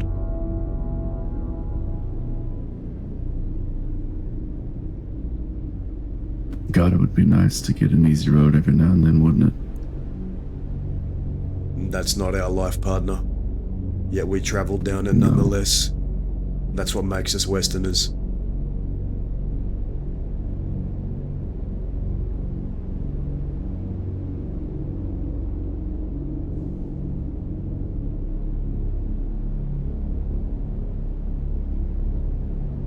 I've always wondered what it's like to be in your head and have this outlook of the West as a...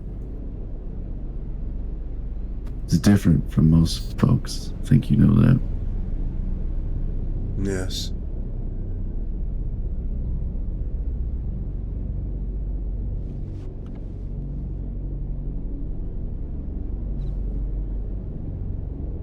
Are you alright, Effie? I'll need to go soon. Right. Can leave you here. You're gonna leave two ripples here? Well, preferably not, but It was a joke. You know. Unless you have more words for me, I think we're just about done anyway. Yeah, I think I told you just about all of it for now.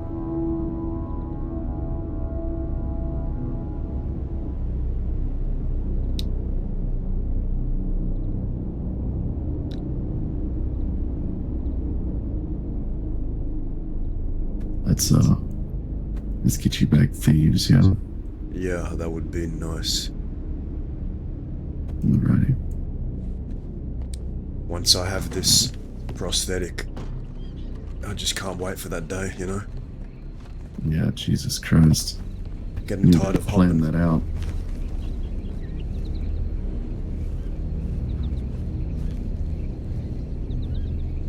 There you are. So I wanna... We only have one side of the story, Enough time right? to get But, back to thieves. yeah. Alrighty. But Lane and Clay and Whiskey didn't tell us their side. They didn't even mention anything. I guess I'm going in the wagon. Wouldn't they know that Dazza cares enough about Lane to know that he almost died?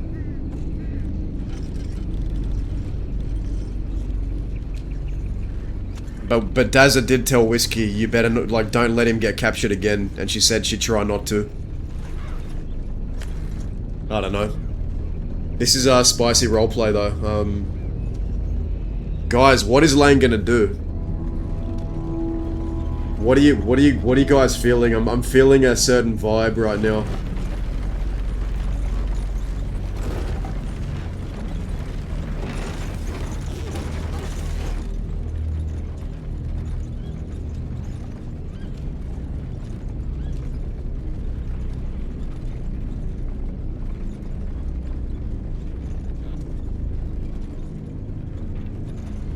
I feel like Elaine is about to go into his Dark Lane arc. I'm getting Dark Lane What's wrong? vibes.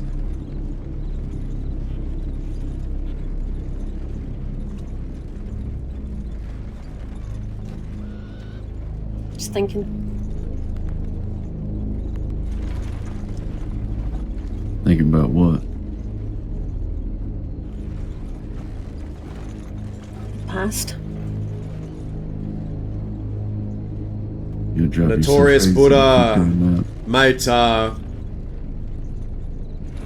I know you're deep in with the Lovelaces, Sorry, but not I don't know, maybe I see you, maybe I run into you on Wanted or something, I don't know. course. I don't know what your plans are, but maybe on different characters we cross paths one day. Or even the, I don't know, maybe we'll see you at some point. But take care. Oh man, see, this is why I like the late night roleplay. I can kind of calm my mind and just focus on scenes more. It's less chaotic.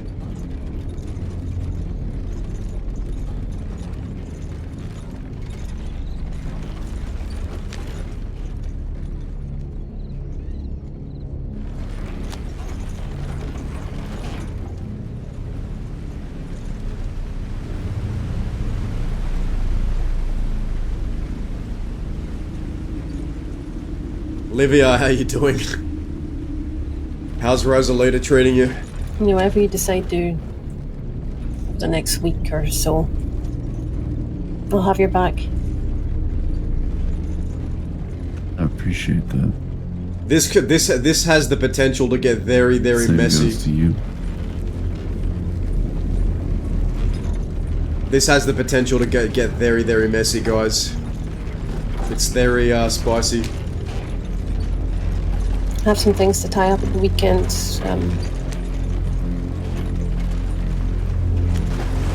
Depending on how that goes, I might be away for a little while, but it sounds like you're going to be anyway, so Yeah. it all work your fine.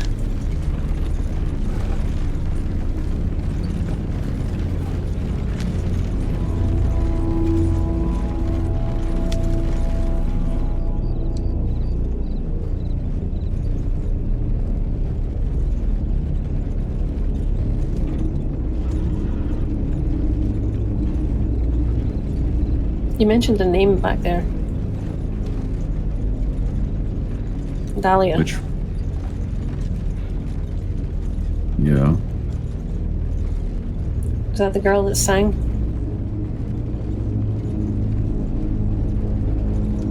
Girl that sang. What are you talking about? What was her name? Her full name?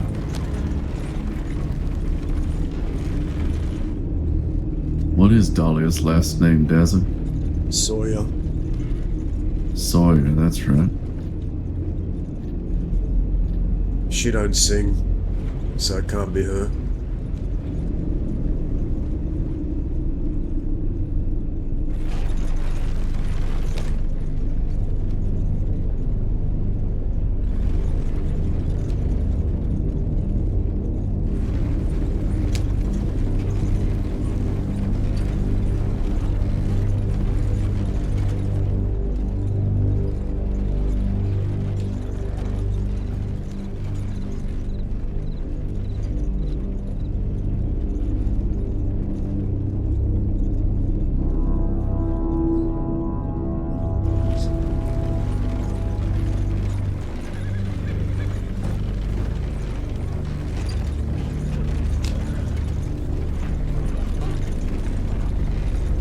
Guys, why do I feel like Lane is gonna go like stand on business mode and there's gonna be some drama?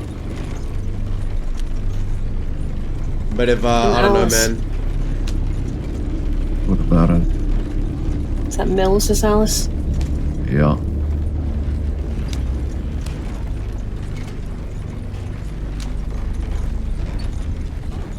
This was, that story I told about that, though, that was over a year ago at this point.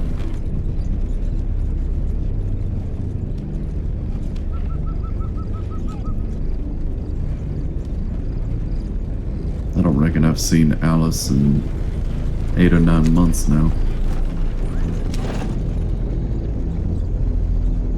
She might have been around though, I don't know.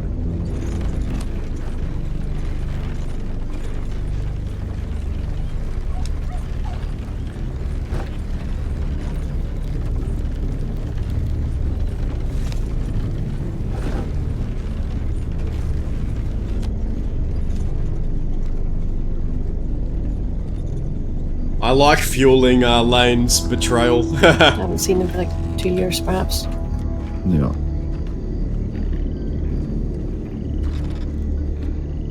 I appreciate the lift back.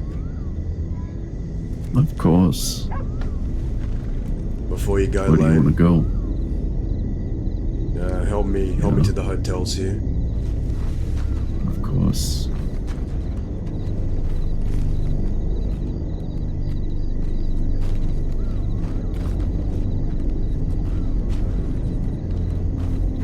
You're quite proficient.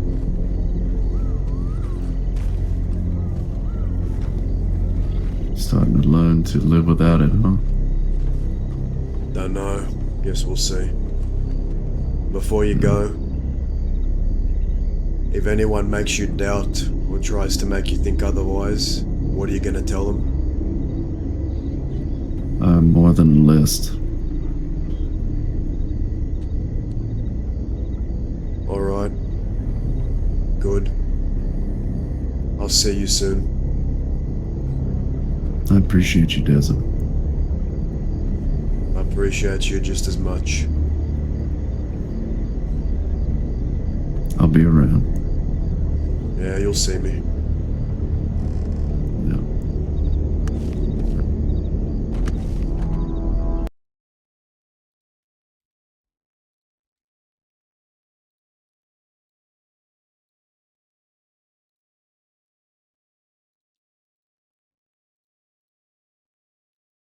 Guys, what a meta drop, huh?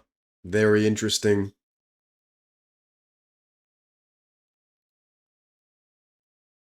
Lane, dude, Lane has always been a great character, man. I think this is Lane's time to shine, I think. This is Lane's time to shine. He kind of feels like he's at the center of this next, whatever this is, but, I'm excited for him, man. He's gonna cook. And, I'm there for it, man. I don't know, I'm getting some Dark Lane vibes. I don't know, I feel like he's gonna do something fucking crazy. I don't know, that's the vibe I'm getting. I don't know about you guys, what you got from that, but I don't know, what do you guys think?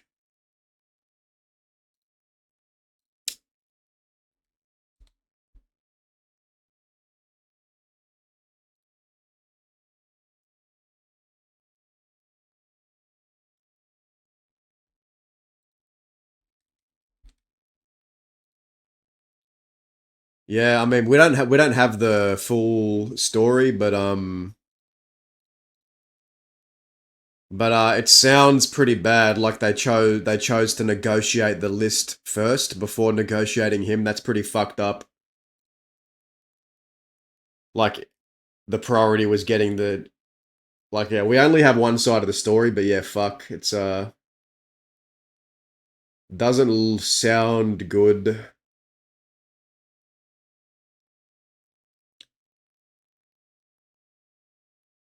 Like imagine if Oscar was hostage and then Dazza said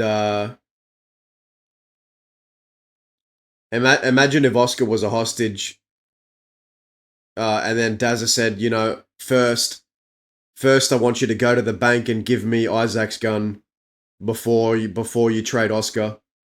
Like imagine if Dazza started negotiating for Isaac's gun first before negotiating for Oscar's release. Like that's kind of how that feels for Lane, I would say. It does put Dazza in a very awkward position.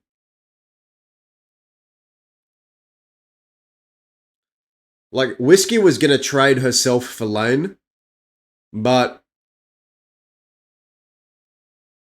I don't know, the list, in Daz's mind, I don't think the list should have ever come first. I think you know, get Lane back first, then get the list, but the list shouldn't come first. In order of position, the list should not come over Lane. I don't think Dazza would think that. But then again, Dazza is not part of Thieves Landing, so I don't know. I'm trying to be careful of how much I stick my beak into other people's stories. That's how, and I don't blame Lane for thinking that or feeling that way. Right, Dazza doesn't. That's the advice Dazza gave him, you know, you are more than a list. You deserve to be treated more than a list.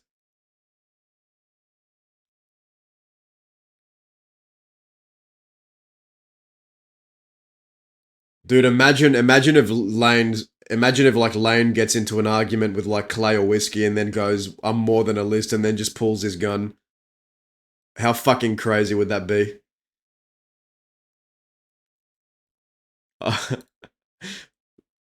Fuck, man.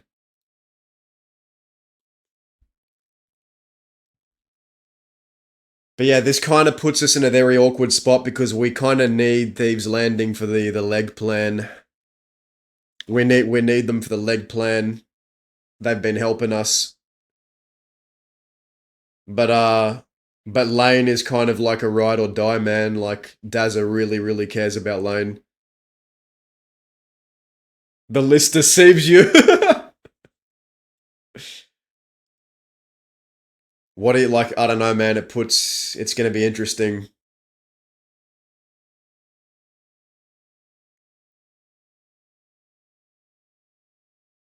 What a fucked situation.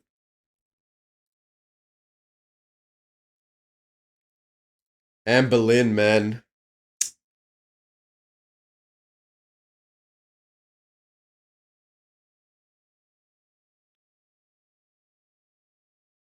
This is what we need, though. This is good. This is, every story needs a bit of spice. You can't just be doing the same shit every day, otherwise it gets stale. You need something new to kind of shift the story forward. So I think it's all in Lane's hands, man.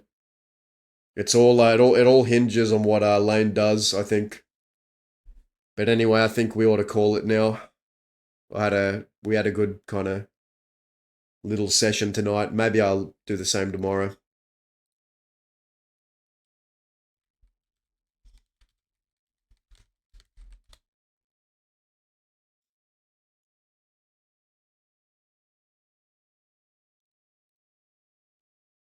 But yeah, dude, I think these next few months are going to be very interesting for Red Dead roleplay, I think.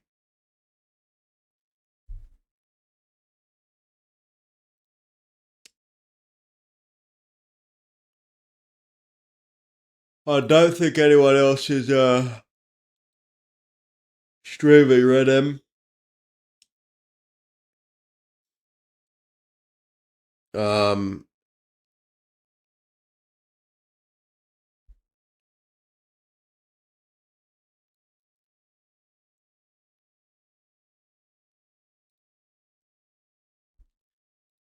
all right. I think I'll just end it here, but yeah, I think I'll be around tomorrow, and I'll be sprinkled around through the week to the weekend. I really want to do this plan soon. I want to get this job going, the leg, the heist. I think it could create such good roleplay for everyone, man. And that's the thing, you know, Dazza also cares about Clay. Like, Clay and Dazza also have history. It's not as extensive as Lane and Dazza's history, because Clay left for a while, but Dazza does not want Clay to die, I'd say too.